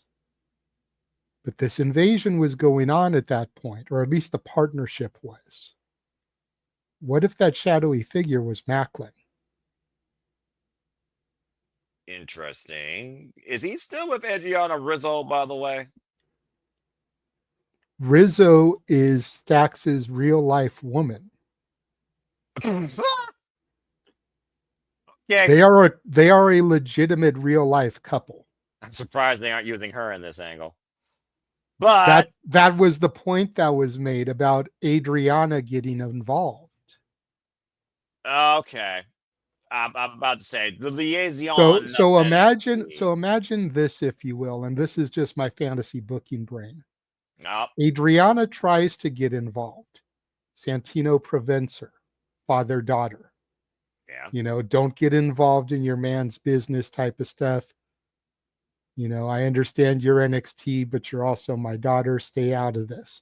You son of my gun. This gives Tony the opportunity to come in and attack Stax from behind. Drop him, gives Maclin the win. Like I said, it would give a new dimension to this invasion because someone from TNA, someone from NXT helped somebody from TNA. Okay. I like that idea, actually. I actually too. That's something I didn't think about. I like that. All right. Clever, JJ. Very clever. Either way, Steve Maclin better fucking win this match. And hold on to that title. If Lex the King shows up, shove that king down his throat. Okay, Charles, what do you got to say real quick before we move on? One, I am also going with Dax to win this. That is obvious. I'm going with it. But also to JJ's point, it didn't happen like in the crowd. It happened like when Tony was at his family restaurant or something area again. And that was like long times we have seen him. Since that. Yeah. And it says on July 29th, D'Angelo appeared in a pre-taped segment where he retired his Don persona and was confronted by a shadowy figure hidden to the audience. Not in the audience. Okay, my bad. I misread that. Hidden to the audience. Yeah, either way. Basically, nothing has followed up ever since. I don't know if Tony D is going to show up here. I'm still thinking he's going to show up by deadline for obvious reasons. After the NXT title match. Because the mysterious package. We don't know what the mysterious package is about that Ava Rain got. And Ava Rain says, why would I do something to compromise this partnership? She was very emphatic about that with Santina Marella. And even though she's the daughter of The Rock, I want to believe Ava Rain actually cares about this. And that's why I say I'm going with Sax to win this. Because we're going to have Santina's daughters going to freaking help. Because at some point, Something's got to give. Willie Santana's daughter, at least. If freaking Ariana Cobra's her father, that will be the what the fuck moment in this year for TNA wrestling for me. You know what? That probably sounds Santana would want him as a father, and would probably want that to happen. That's a thing to do. I mean, you know, like father, like daughter, I guess. And maybe she's no longer Miss NXT. Maybe she becomes a freaking rugged badass. We'll see. All right. Either way, though, I'm not going against Steve Maclin. Tag him, bag him, send him. Okay, great job, guys. Now we finally get back into what really matters here, and that is focusing strictly on TNA wrestling with the cornerstones of TNA back home. Let's go ahead and talk about the TNA Knockouts World Championship. To JJ's point, it is literally the Angel Warriors going one-on-one. As Brookside did get the better Dani Luna with help from, of course, Indy Hartwell. Let's not just glance over that, by the way, okay? I'm just saying. And Indy Hartwell, of course, is very tied to both these women and that Knockouts title. Maybe something to come. Either way, Lei Ling Lee, congratulations to her. First Singapore-signed TNA Knockout. Finally won the gold at Gold Rush. Yes! Against Kalani Jordan and Jordan Graves in that triple threat match. Thank you, WWE Matches, for putting that on full, because that was the only match I truly cared about watching. I'm so damn glad to see this back home. And, of course, Lei Ling Lee's defense is now against her best friend, her tag team partner, Xia Brookside, the Angel of the Ring, daughter of Robbie Brookside. Of course, Xia Brookside signed to TNA Wrestling last year following the Ultimate X Knockouts match, has been soaring strong here, overcoming the likes of Tasha Steeles and Rosemary, and continuing her way forward here in this Knockouts division. It's one of those things you talk about, heel versus heel, face versus face. It can't work. Here, it's going to work. It's going to be mutual respect. But with all due respect, I'm going to simply say, because again, this is pretty much the second most important women's championship I care about in the wrestling business, not carried by Chris Statlander. I'm going to say that Lei Ling Lee, her, might I add, first defense, she's got to retain. We got to look at what's next. It's going to be either Indy. It's going to be who we've been talking about for a long time. Dani Luna, the most aggressive knockout breakout this year, honestly, and is overdue for her chance to hold this gold, let alone challenge for it. Keeping it in-house as well. But I got to see what Lei Ling Lee can do in her first defense to the cornerstone value that is the TNA Knockouts World Championship. So I got Lei Ling Lee retaining. I don't think there's going to be any disagreement here. I'd be shocked if any of you disagree. But I do think the TNA Knockouts World Championship deserves some importance in discussion. So let's go around the horn and get some thoughts. Attila, I will start with you. I agree with you. Lei Ling should retain here. She just won the title. There's no reason why the title needs to change hands. I think it's going to be an interesting matchup. Two tag team partners going head to head with each other. So yeah. I'm looking forward to this match. Yeah, simply put, this is just going to be one of those pure exhibitions that you just appreciate, almost as good as the freaking 8-man warfare we saw at Turning Point. That's what TNA's been about. TNA's been about those matches you don't think about where you get to showcase your best in that ring. There's a reason why this has been called the alternative. There's a reason why the Knockouts division is where truly women in wrestling found themselves, were themselves, became themselves. For all it's worth, Ash by Elegance discovered who the fuck she was when they freaking buried her 25 feet under as Dana Brooke in WWE with the fucking 24/7 title. So again, I really want to see Lei Ling Lee and Xia Brookside succeed, and this is a big chance for both as champion and challenger to show why they could lead this Knockouts division. But yeah, Lei Ling Lee for the win. Does anyone else have anything further to say regarding this match before we move on? JJ, I will go to you next. You did raise your hand. Go ahead. Yeah, the only thing I have to add is that I'm sad that Xia has to be the first defense. I love Xia Brookside. I've been a fan of hers since I first saw her in TNA. Respect. She reminds me of a bunch of the other young girls that I see in NXT and on the independent circuit. Brittany Brooks comes to mind. You know, good name. I'd love for her to become Knockouts champion. But to your point, and it's the main reason why I don't think anyone is going for Xia in this match, it's Lei Ying's first defense.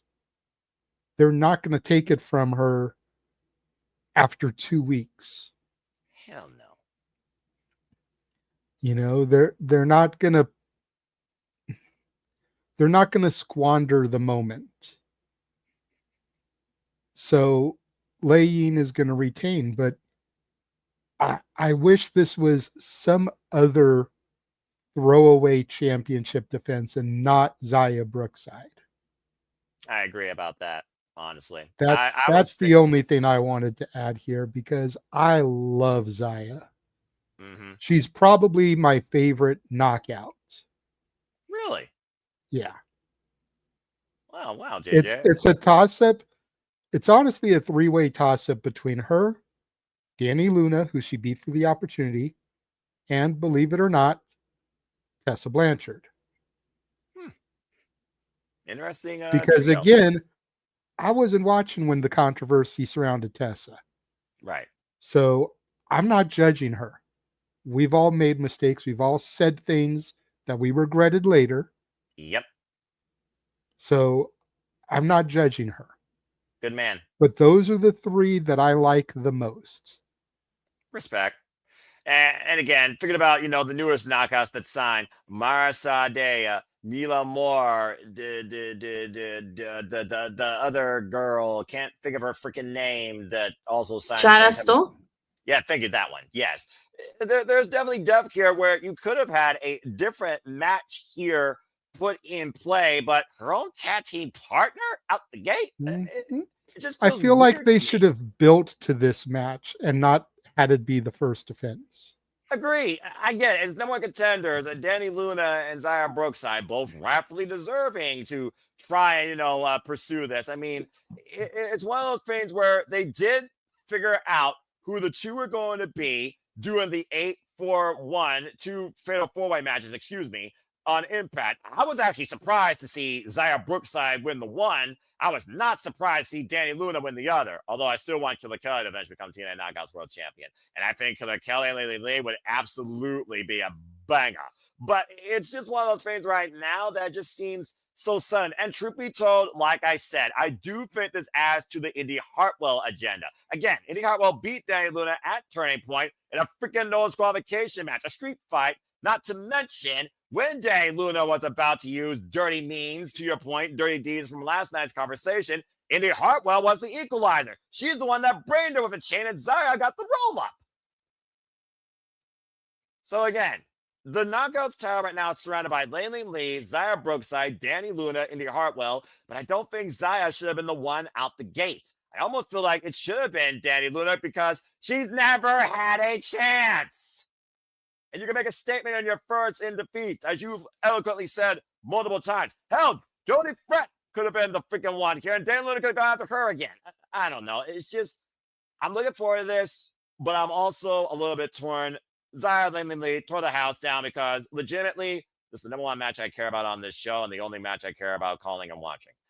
All right. Well, that being said, a lot of great talk, a lot of great food for thought, a lot of unique discussion. Bring in your own impact, bring in your own roasting, and also bringing up the Peanuts cast, not named Snoopy. And let's go ahead and move into our main event. And and all hail your king of TNA as the future Frankie Kazarian defends his TNA World Heavyweight Championship against the former Fandango JDC. The future, ladies and gentlemen, is now, and the future looks good. I don't think there's any reason to ask me who I'm going for. I bow to the king of TNA, Frankie Kazarian.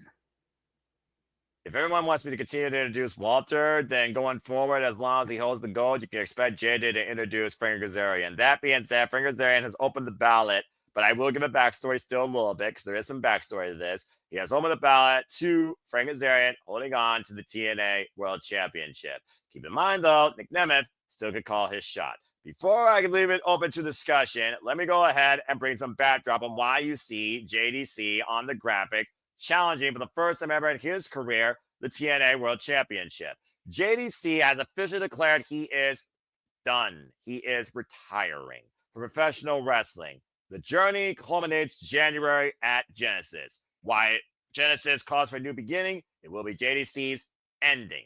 In the meantime, the system will be looking for a new member. But JDC will still give everything, as he always has, to the system, his family. But JDC has one goal in mind for himself versus a group effort, and that is the World Championship, the TNA World Championship. Sentimura Tarata Amaforte gave JDC this opportunity if he beat Eric Young, which he did. So now we have this match. Frankie Kazarian, though, believes that he still does not deserve it. Why JDC has already been pissed off by the ridiculing of your king and is looking to bring a new side of himself, not fandangoing, at Fire Resolution.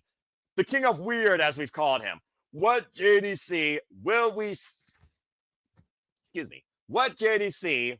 see in trying to achieve his dream tonight at Final Resolution for the TNA World Title? That is the question. The result might as well be unanimous. As JD said before, though, the bow has been open to Frankie Kazarian retaining. Do not think about the cash-in. It will be a bonus question on the forum, though, because at the end of the day, you know Nick Nemeth does have a chance to call his shot. Let's go around the horn and get everyone's thoughts. Not so much on the decision, because I don't think no one's going to say JDC, me included. I do think Kazarian's going to retain. But let's see what you all think about this match. Does Nick Nemeth call his shot, or try to? Well, Manuel, I will start with you on this one. And you already nod your head. So, anything you want to add regarding this match? Let's leave Nick Nemeth out of the equation then. Yeah, like this is the only reason JDC's getting a title shot, unfortunately, because of his retirement. Like, if it wasn't for that, he probably would never have an opportunity for the TNA championship. Let's face facts. I don't want to be that guy who was messed up, but it has to be said. Like, he's not world championship material. And the only way JDC will win that title if he comes up with the No, copyright. No. Come on, Attila Fandango with us. No. Damn it. No. Come on, Noah. No. You know you were fandangoing when they played that music on NXT. I'm not gonna freaking say regarding that. And welcome back here, folks, from the Fandango segment, as we are back here at Fire Resolution for our main event. Manuel, please continue your thoughts. That's it. He's gonna give us all. Like, he's gonna prove to the world why he deserves to be champion. But Frankie just got it, so he's gonna put all his heart in that mat and try to prove those people, hey, like, I do have it. I'm a great wrestler. It's just gonna be a great showing for him. All right, fair enough. Charles, what do you want to add regarding this? By the way, folks, this is officially Frankie Kazarian's first defense of the TNA World Championship. So also keep that in mind. But we've also seen people go do 0 before. I'm just saying. Hello, James Storm. Charles, go ahead and lend your thoughts towards this match. What do you got to say? First of all, I will say this. When it comes to JDC's final match, he should come out with that Fandango song one more time. Oh my gosh! I agree. It works. It works. Just come on, do it one more time, at least. I disagree. X gets the square. I disagree. Continue. Wow, Noah. You're really doing that? Wow, Noah. What's wrong with you? I'm a game show enthusiast, dude. And freaking Tom Bergeron, Hollywood Squares, and of course Peter Marshall, the original host. I mean, when I was once a wee lad, I discovered what Game Show Network was, so I know all the classic game shows. So, again, anyway, continue. And for second of all, now, yeah, this is probably gonna be the easiest match. Well, the second easiest now, actually. Frankie's keeping that belt. He's the only person that's gonna take that title from him. It's gonna be Mike Santana. All right, fair enough. Don't matter when, not if, but when. Unless TNA decides to give it to Nick Nemeth, just to have Nick Nemeth drop it to Mike Santana for absolutely no reason. Rest in peace, Bob Barker. Drew Carey, I can't get into. I mean, again, weird things that happen at the end of the year. It will be dumb, but it went out of their own possibility. I'm only going to do this once, and I'm never doing this again.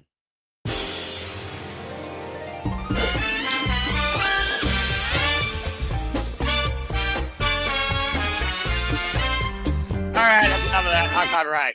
Not copyright. I probably Flip got that, copyright. James. Fucking hell. Clip it!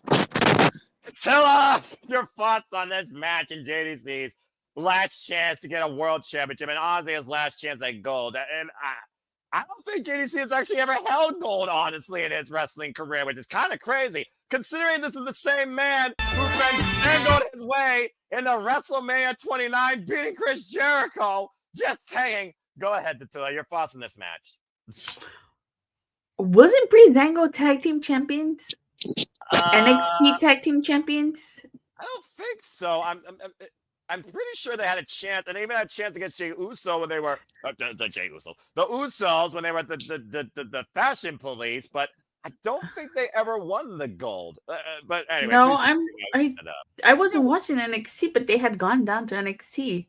They did, but I don't think they ever won. I don't think they ever won the titles. Google, just someone Google that for us. I'm looking please. it up. On it. This is what I do for a living. As I'm. I think JJ got to the punch first. ICW. Anywho. Oh yeah, you're right. That 56 days as NXT Tag Team Champions. Breezango. That's what it was. Yeah, you're right. They beat freaking. Holy shit! I completely forgot about that. That was during the damn pandemic. No wonder. They beat freaking Imperium. Wow. Anywho, again, we forget the pandemic for a reason. Anyway, continue. I think the king of TNA is retaining. I think he's gonna keep his crown and stuff. But I think JDC is gonna surprise us. His best match in TNA to date was against Josh Alexander. I don't know if you remember that match. Oh, absolutely do. I was very impressed with how far he held with the walking weapon and took it to him. Exactly. So I honestly think he's gonna surprise us. I think he's gonna give us a serious JDC during this match. And I actually really didn't. Well, I enjoyed his second run, this version, because I know when he first joined, he was Dirty Dango and he was doing that weird faction thing with like Johnny Bravo and Vladimir Kozlov. I hate pro wrestling. What is pro wrestling? Like, yeah, so I didn't really understand that at all. What the hell was that? Some therapy session? But I really did like the JDC character and stuff like that. So I'm gonna, I still think, and this is just in my opinion, but when the system held all the gold, they should have made him digital media champion, so he could have had a gold too. That was a missed opportunity. Agree. Yeah, I don't know. The digital media title was meaningless anyway, in my opinion. It was meaningless. It was meaningless after Joe Hendry freaking lost it. Amen. He appears. I believe in Joe Hendry. Do you believe? Yes. Believe. So that's why You won't believe. I do believe. I believe in 252 pounds of pure motivation, the answer to all our lives' problems. Okay, anyway, back on topic. Shit. Okay, thank you, Tessa. JJ, I did see your hand. What you guys say real quick? Oh my gosh. So, what if this retirement is just a swerve? Wouldn't it be the first one? What if he just retires JDC and emerges as a new character? Like Cody Deaner? Yeah, whatever happened to that guy? Oh, that's right. He got fired. I don't know, but it seemed to be some hometown hero, The hometown man seems to know how to win in his hometown. So, I mean, Which hometown? Mr. America the completely hometown. wasn't Hulk Hogan. Phoenix, freaking Florida, freaking New York, Baltimore. Anyway, what the fuck are we talking about? Continue, JJ. Americano. It's just something that I've been thinking is, what if JDC just retires JDC But Dirty and Dango emerges as somebody else? Dirty Dango was pretty much dead as soon as JDC arrived and joined the system after screwing Matt Hardy against Moose. So that's a fair shout, but I don't think he's going to pull a Mark Henry. I don't think he's going to pull a Sammy Jagged on us. I almost feel like with how long the man behind Fandango has been involved in the business. It almost feels like in a year of retirements, and I think he's being legit. He's been in this for a while. Just something to think about. That's fair. Then again, I would have loved his final match to be with Tyler Breeze, whether tagging or going one-on-one with him. I think they missed that opportunity when they were at Full Sail University of all places. Anyway, not the first time. Won't be the last. Well, he is retiring at Genesis or after Genesis, no, right? Basically, Genesis is going to be his final match. Correct. That's it. But Oh, Genesis is also the first book in the Bible. Yes. So it could be the death of JDC, but the resurrection, a new beginning for some other character. I don't know. I mean, I agree with no. I feel like it's legit because he did mention it was his wife. Him and his wife did talk about it. So yeah, if it's a family decision, I think when you bring family into play, why you think Bryan Danielson no longer wrestles? If there's one thing that could stop a wrestler or save a wrestler from themselves, it's family and the right family. Countless stories about that. Well, then again, Mark Henry did mention his family, and he didn't retire. To be fair, yeah, that salmon jacket will be the most infamous attire in professional wrestling history when it comes to someone saying, "I'm retiring." They pull a Mark Henry. That's what that's going to become. If JDC comes out in salmon colored tights, we'll know there's a swerve. Damn right. Exactly. Damn right. Enough said. What do you got to say real quick, though, Emmanuel? Is that the best heel turn of all time? It's like Mark Henry, like, I'm gonna retire. Hugs John Cena. Bam. Maybe it's definitely one of them. Yeah, and maybe for you, considering who we did against, but I don't know about that. Charles, you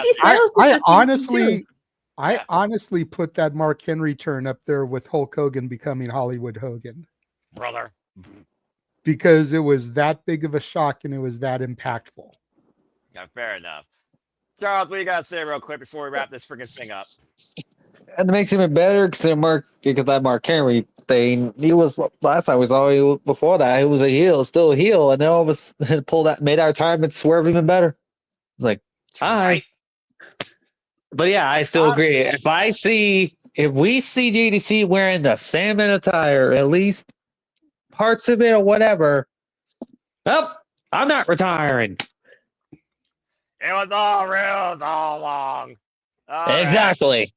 It was me, Austin. It was me, Austin. Damn it. Son of a bitch. Son of a bitch. Along. It will be the first time that we've been swerved or warped by this business. What's an injury? Hello, Seth freaking Rollins. What? I didn't say anything. All right. Well, that being said, folks, what are your final picks, opinions, predictions, analysis overall for everything that was that was discussed tonight and then some? Do you enjoy Fandangoing? Do you believe in, I'm going to say his name.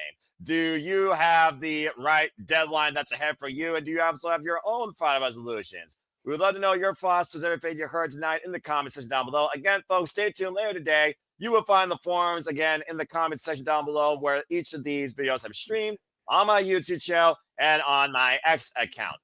By the way, programming note, Fire Resolution actually starts 9 p.m. Eastern Standard Time because they're in Texas. So they're a few hours behind us. 9 p.m. Eastern Standard Time for Fire Resolution. As, of course, deadline starts 7 p.m. Standard Time on Saturday night. We're also covering GCW and Ring of Honor Final Battle also today as well. So stay tuned for all that. All right, well, let's go ahead and get the fuck out of here and do some shells and plug away. But, JJ, I also see you thinking. That's a dangerous comment. Yeah. What you got to say real quick? I was just going to say real quick, do we want to do a show of hands? Do we think Nick Nemeth is going to call his shot? Yeah, Raise sure, your hand if you think he will. Going once. Going twice. All right. Yeah, because my line of thinking is, and TNA has done this before. Mm-hmm. I could see him calling his shot on the first episode of Impact on AMC. Yeah. Something huge for the premiere. Win or lose, you get that big moment right there on their AMC debut. They get on the premiere. That does sound. I can I see that. forget which reign of Jarrett's it was, but he got the belt back. I want to say it was from Raven, just ahead of the debut on Spike TV, because Jeff Jarrett was a more recognized name than Raven was. Yeah, that makes sense because Double J, Jeff Jarrett, pretty much led everything. And he great. I Anyway, don't remember if that was his second or his third reign, but I think it was a second, but someone could fact check me on that. I mean, but I could see Nick Nemeth cashing in his opportunity on the Impact premiere. you got something to say real quick that might have stirred your brain? Yeah, actually, not thinking about it. I don't know. We never got an answer as to why the angle happened, but I could see maybe Nick Nemeth trying to cash in and being stopped by JBL. Because didn't JBL play a factor in Frankie not being able to cash in a couple times? That's absolutely correct. And they're going to be in Texas. 2024, and they are in Texas. Oh shit! I didn't even think about JBL freaking signing and clothesline somebody randomly. That's a fair shout. What you gotta say real quick, Emmanuel? Those are answers that we never got. Like, what was JBL's deal helping Nick Nemeth? No, we never got an answer to that. I thought it was going to lead to a Nick Nemeth heel turn. Yeah, he's still clotheslining people at random independent events, I think. The fuck? JBL is weird. I don't know, man. He's a Republican. JBL, please answer us. That's all I want. I just want an explanation. Why? Yeah, Simon Miller. Why? Here's why. Even Simon Miller won't be able to find the answer. Charles, the conversation keeps going. I see you have your hand up real quick. What do you want to say real quick? Oh my gosh. I didn't think it was that whole JBL thing was probably going to lead to a super group in probably Mexico, because it was going to lead to like JBL managing a bunch of people, I guess. Oh my gosh. But I get it didn't stop. Actually, I think it was for AAA. Huh. No, I remember coincidence enough. And about to say he's been on commentary for AAA in Las Vegas. So again, how the world would And also, I will. Yeah, you know what? Probably JBL would show up on this show. To do Fair what? shout. I don't know. Probably clothesline AJ Francis or something. I don't know. I got Noah would love that because it would give him a reason to flop. Yeah. You know what? You know what? Yeah, that probably should happen now. Okay. Okay, somebody who's good at digital editing, make a video of JBL clotheslining AJ Francis, and he shatters into a million Cheez-Its. Oh my gosh. Like a pinata breaking. No, that's AI nightmare waiting to happen. You realize what you just tried to unleash, right? JJ, you fucking idiot. Yeah, there probably is one out there that will... Tell me you wouldn't pop if I was able to roll that video right now. I don't know how. No, you would be super excited. You can't deny it, because all of us here know.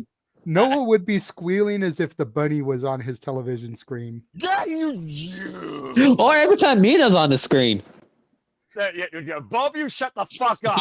No, you're not helping your case every time AEW's on, dude. You're not helping your case. Look, I've got to dig it into you while I can, because you're going to be giving me hell on Wednesday. You're damn fucking right I am. Also, JJ, don't choose. I won't. I refuse to. He will choose. Exactly. Keep doing that. He will choose. He will. I choose my own happiness, and I will be happy with either team. Well, that's a mutual decision even I can respect. And I will be happy. And You always tell people, you always tell us to protect our mentality. I am protecting my mentality by not choosing. To your answer, it's Willow and Harley versus Tony and Mina. Which is why Noah wants me to choose, because I love Willow and I love Mina. This freaking cop-out refusing to choose. Anyway. So I am protecting my mentality and choosing happiness, because I will be happy either way. Same. I already stepped by my stance. You know who should have been in the finals of that tournament? The only two teams that had been teaming for a while. The Sisters of Sin and Ty J should have been in the finals in that. Or if Chris Statlander wasn't the Women's World Champion, she and Willow should have been a tag team in there. Hey, Stat's where it's at for a reason. We don't degrade Stat any less than what she is right now. No, right? I know. I'm just saying if she wasn't. Well, that's a whole different conversation. And thankfully, that's not the conversation we're having. I mean, the last 2 professional wrestling magazines that I purchased, one had Mina on the cover, the other had Willow on the cover. And that's not even a tag team. Oh, good grief. All right. With that being said, I know this. I'm going to be happy regardless of professional wrestling because I got Ring of Honor, Final Battle. I got AEW. Stop it. Or they should have put Hardy with Mercedes Moné. That would have made a little bit more sense. Well, Athena decided to go with that first and then bit her in the ass. And we'll see if the freaking Black Widow at CMLL bites her in the ass and stops her forever run as Persephone challenges her for the Ring of Honor Women's World Championship. Forever is not forever. Everything has a freaking deadline in this life. Speaking of deadline, I'm finally reaching the deadline with all of you in this post-conversation when it comes to the end of this double feature Super Ditting for Deadline and Fire Resolution. So, Emmanuel, what is it? Can we just agree that women's tag team wrestling are cursed? Yes. Yes. Yes. Accurate. 110% accurate unless you're in the promotion stardom. And with that closing 5 minute, why don't you go ahead and plug where people can further engage and find you? Thank you so much. Yeah. Yes, you can follow me and my channel in Interacting Games and Movies. I'm going to be reviewing Friday the 13th Part 2. My least favorite final girl, Jeannie. And I'll tell you what are my opinions of Paul. Is he dead or not? The infamous question that everybody has questioned. That, yes, that you laughed about, but that's the most controversial topic in part 2. Is he dead? And I have to say, he is dead. All right. I'll tell you more about it in my review and my reasoning why he died in part 2. Because like if you've seen part 3, you understand why I think that way, but you're gonna have to find out in the future. All right, fair enough. Thank you, Emmanuel. And again, follow the other half of the Dominguez. Lean Dominguez. There you see, of course, their handles. Again, we always appreciate the MVPs, the VIPs, the best friends that got to give the people what they want of the Super Reliable Studios. Arlene Emmanuel Dominguez, as always. Thank you so much. Attila, always a pleasure. I gotta get your new graphic in here, but I know that you're always ready to engage when, of course, not like Turbo Man from Jingle All the Way, the original. But when what am I, Matt Cardona? Well, you seem like you're always ready when it comes to a conversation on TNA wrestling. But go ahead and tell where the people can, of course, find you and what you do. Always a pleasure, as always. Oh, yeah, you don't have my new graphic on there. I don't have it in this brand. I gotta add it, but continue. You can follow me on Twitter at @_. Just like Emmanuel in Los Dominguez and Jeff. Shout out to Jeff Meacham. I was also at Survivor Series and I did upload some clips of Survivor Series onto my YouTube channel. So if you guys want to check those out, feel free to. I uploaded Liv Morgan's return and of course the when Roxanne Perez hit Pop Rocks on John Cena. Those are the 2 clips I uploaded. So if you guys want to check those out for free. And I think Emmanuel's going to watch that clip and get the views up on it because that was a great moment. It was a great moment. Yeah. Roxanne's awesome. I miss Roque Rodriguez's spot on there. The Kahana bomb? Yeah. The Kahana bomb, yeah. All right. But yeah, check out my YouTube channel, Rangers of Wrestling, cover pro wrestling, and of course Power Rangers. JJ and I, for the Christmas holidays, we're going to be doing some watch-alongs. We're going to be watching Dreaming of a White Ranger and Alpha's Magical Christmas. And for the first time ever, JJ will be watching Zio's A Season to Remember, since he's never seen that episode. All right. Well, thank you very much. Sounds like good stuff. And of course, you and I will engage in a simple session soon enough for my channel when you and I will have a one-on-one conversation for a good half hour on about anything. I'm looking forward to that. So again, folks, stay tuned for the next episode of Simple Sessions. It'll be me and our Mighty Morphin Pink Power Ranger friend, the other half of NOLA, as you know it, Tatilla. Date and time to be determined. Thank you so much. Charles, Baby Yoda. Hey, Yoda. That's a Baby Yoda. Baby And Yoda. Charles, what do you have to plug real quick and say your stuff? A Yellow Ranger. A Yellow Ranger. Good grief. My damn mic wants to work for once. There we go.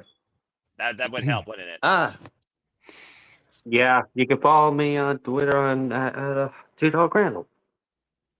All right, simple enough. And certainly, last but not least, JJ, always a pleasure. We may agree and disagree, but we always engage in all things professional wrestling. May that never cease. I'm so glad to see how you're taking care of yourself, not only physically, mentally, but honestly spiritually, of how much you're quoting the Bible. I'm very impressed. God bless you. Go ahead and tell other people can find you and what you've been up to, and just for old time's sake. You can find me on Instagram at the Renegade JJ Williams, on X at ROWJJ Williams and Casa D18 Studio. No S at the end of studio on the X. That's where you'll find me hosting and participating in spaces. Of course, Old Faithful, the Casa D18 Studios YouTube channel, which has been up and functioning once again, bringing you movie reviews, mostly Christmas movies. There were a few non-Christmas movies in November. There'll be a few more non-Christmas movies as we get to the end of December here, past Christmas. But right now it's primarily Christmas content. Just filmed a double feature that'll be going up on Saturday for Home Sweet Christmas and Another Sweet Christmas, both starring Candace Cameron Bure from Full and Fuller House. Went to go see Another Sweet Christmas at the movie theaters. It was a Fathom event, special event. Didn't realize going into it, it was a sequel. So once I discovered that, I had to watch the original and review both, because it made no sense to talk about a sequel and not talk about the original first. So that's why we're getting a double feature on Saturday. Sounds good. A lot of good stuff ahead. And again, folks, we got a busy weekend in store for you. GCW, ROH, Yes. TNA, NXT. Thank you for reminding GCW again. Make sure you guys, if you weren't already planning to, make sure you tune into our year-end New Year's Eve special that we always do every year, where we're going to be announcing the winners of the first ever Simply Reliable Studios Awards. As I mentioned earlier, a few GCW talents did win awards that have already been voted on, and I'm going to be presenting their certificates to them on Saturday. Hopefully get some videos, some statement of them receiving their award, and those clips will be featured on the year-end show, assuming I can get something. I was going to say, that's the wrong spot for that gimmick, but I had to get one in on me too. I got you a couple times, so. About to say, it happens at least once, right? All right, well, thank you for that, JJ. And again, congrats to the winners in advance. And also stay tuned, folks, along with our watch-alongs. Again, the weekly Moderate Conversation Wrestling Madness this Saturday. Shenanigans will be hosted by me. God help me. And it's sure to be a very unique talk and some business conduct, as I'm the only one in the suit. How appropriate. So stay tuned for more on that. Like I said, Simple 7-2 is also coming soon. Check out Predictions Pros with me and Papa Gino. Disclosing the winners of the WPLE Predictions League. Of course, No DQ Galaxy and Team No DQ. Of course, we'll be back next week, Wednesday, bringing the stats back for NXT. And disclosing the winner of the NXT for the Galaxy and Team Predictions League, as well as the TNA League, which will only leave AEW. Good Lord Almighty. So you're bringing the stats back to NXT. Is that because stats are where it's at? Stats are where they're at, because that's why I love data, but Chris Statlander is where it's at, Stat Daddy for life, and I can't wait for her and Jimmy Hader taking on Sister Sin in Cardiff Wells. Speaking of AEW, as again, the special holiday treat, we are covering the entire Continental Classic, so please continue to follow us along on that fun journey of this round robin tournament, as of course the next time we have Saturday Collision, it will be delayed on Sunday due to other obligations. As, of course, we move forward to next week, Wednesday, with Winter is coming, the conclusion of the AEW Women's Tag Team Championship Tournament, and so much more. Samoa Joe versus Eddie Kingston for the World Championship, as I love Continental Classic season as much as the holiday season. Again, you want to follow and engage with me? Thank you, JJ, for that. There you go, folks. Again, it is official. And again, we have winners coming in Cardiff Wells, the Holiday Bash to follow, Manchester, England. Come back, of course, for Diamond 34th Street and so much more. I love this time of year. I love this tournament. It all culminates at World's End, where the world is about to end, at least for the calendar year. As far as the actual world, God help us. All right, that being said, don't do anything stupid, you freaking damaged orange. Follow me on the X. I said what I said. Follow me on the X and on YouTube and Fox in 916. I'm not political, by the way. For all things wrestling, again, as I, of course, host these panels, cover all the wrestling that I can, encourage a positive outlook with all my friends, for I am nothing more but a simple man and a lifelong fan of professional wrestling, damn it! Who only wish to remind you and encourage you on the winners, no losers, no betters, just fans, no opinions, this passion we all share. At the end of the day, support one another, respect each other, protect your mentality too, treasure your families, especially around the holiday season. Give versus receive. And just be alive in professional wrestling. It's truly as simple as that. I did say it earlier. I'm going to say it one more time. Follow the most reliable person here at the Rage of Wrestling, Walter Cruz. He's a tired gamer, but he is also a humble, plentiful human being. We always appreciate him for all that he does. Follow him today, Rage of Wrestling, or Walter Alex Cruz on the X and the social medias. Subscribe to Jet Media Network with the relaunch, of course, coming the year. Stay tuned for more on that. If you haven't already, as JJ talked about, follow SR Studios 2024 on the X. X going to give it to you. Follow all the friends here. The only place you can vote on the awards. We still have some polls going up, so get your votes in for the year-end awards.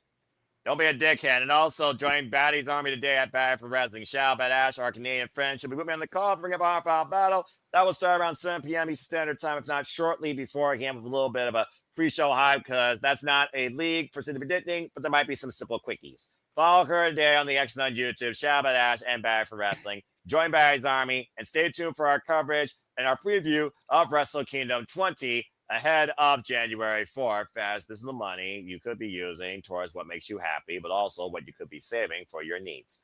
And that's really all I got to say for now. It is truly as simple as that. And this all could be yours if the price of Rascalz said earlier. Okay. With that being said, it's going to be a crazy-ass weekend. So thank you all once again for tuning into another rousing edition of Simply Predicting. Anything but double feature style. Please let us grab a comment, tell a friend. Hit the bells live on demand and the channels here on the Simply Studios family. Hit the subscribe button. I assure you the content, the creativity, the madness I endure moderating is not going to let out any time soon.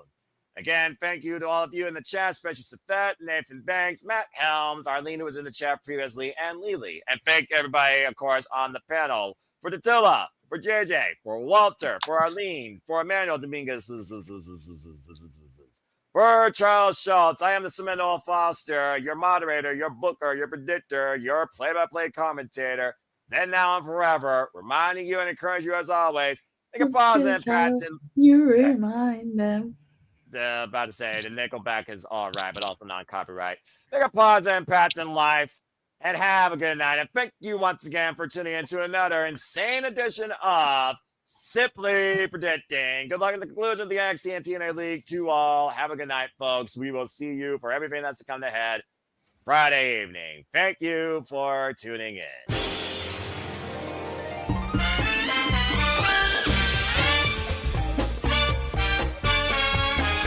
Stop it! Y'all stop it! That's enough! Stop fluffing! Oh. Believe in Chase University while you're at it. Exactly. No, do not believe in Chase University. And you know what? And you know what? Since this is probably the last Simply Predicting before Christmas, Merry Christmas to all. Mm-hmm. Yep. And have a good night. Night. Yeah. Thank you, thank Merry you, Christmas to me, Ernie. Dante is gone. He's gone. No one coming back. Stop being such a hater. Stop being such a hater. Stop being such a hater, Emmanuel. You see what I'm surrounded with, folks? You see what I'm surrounded with here? No.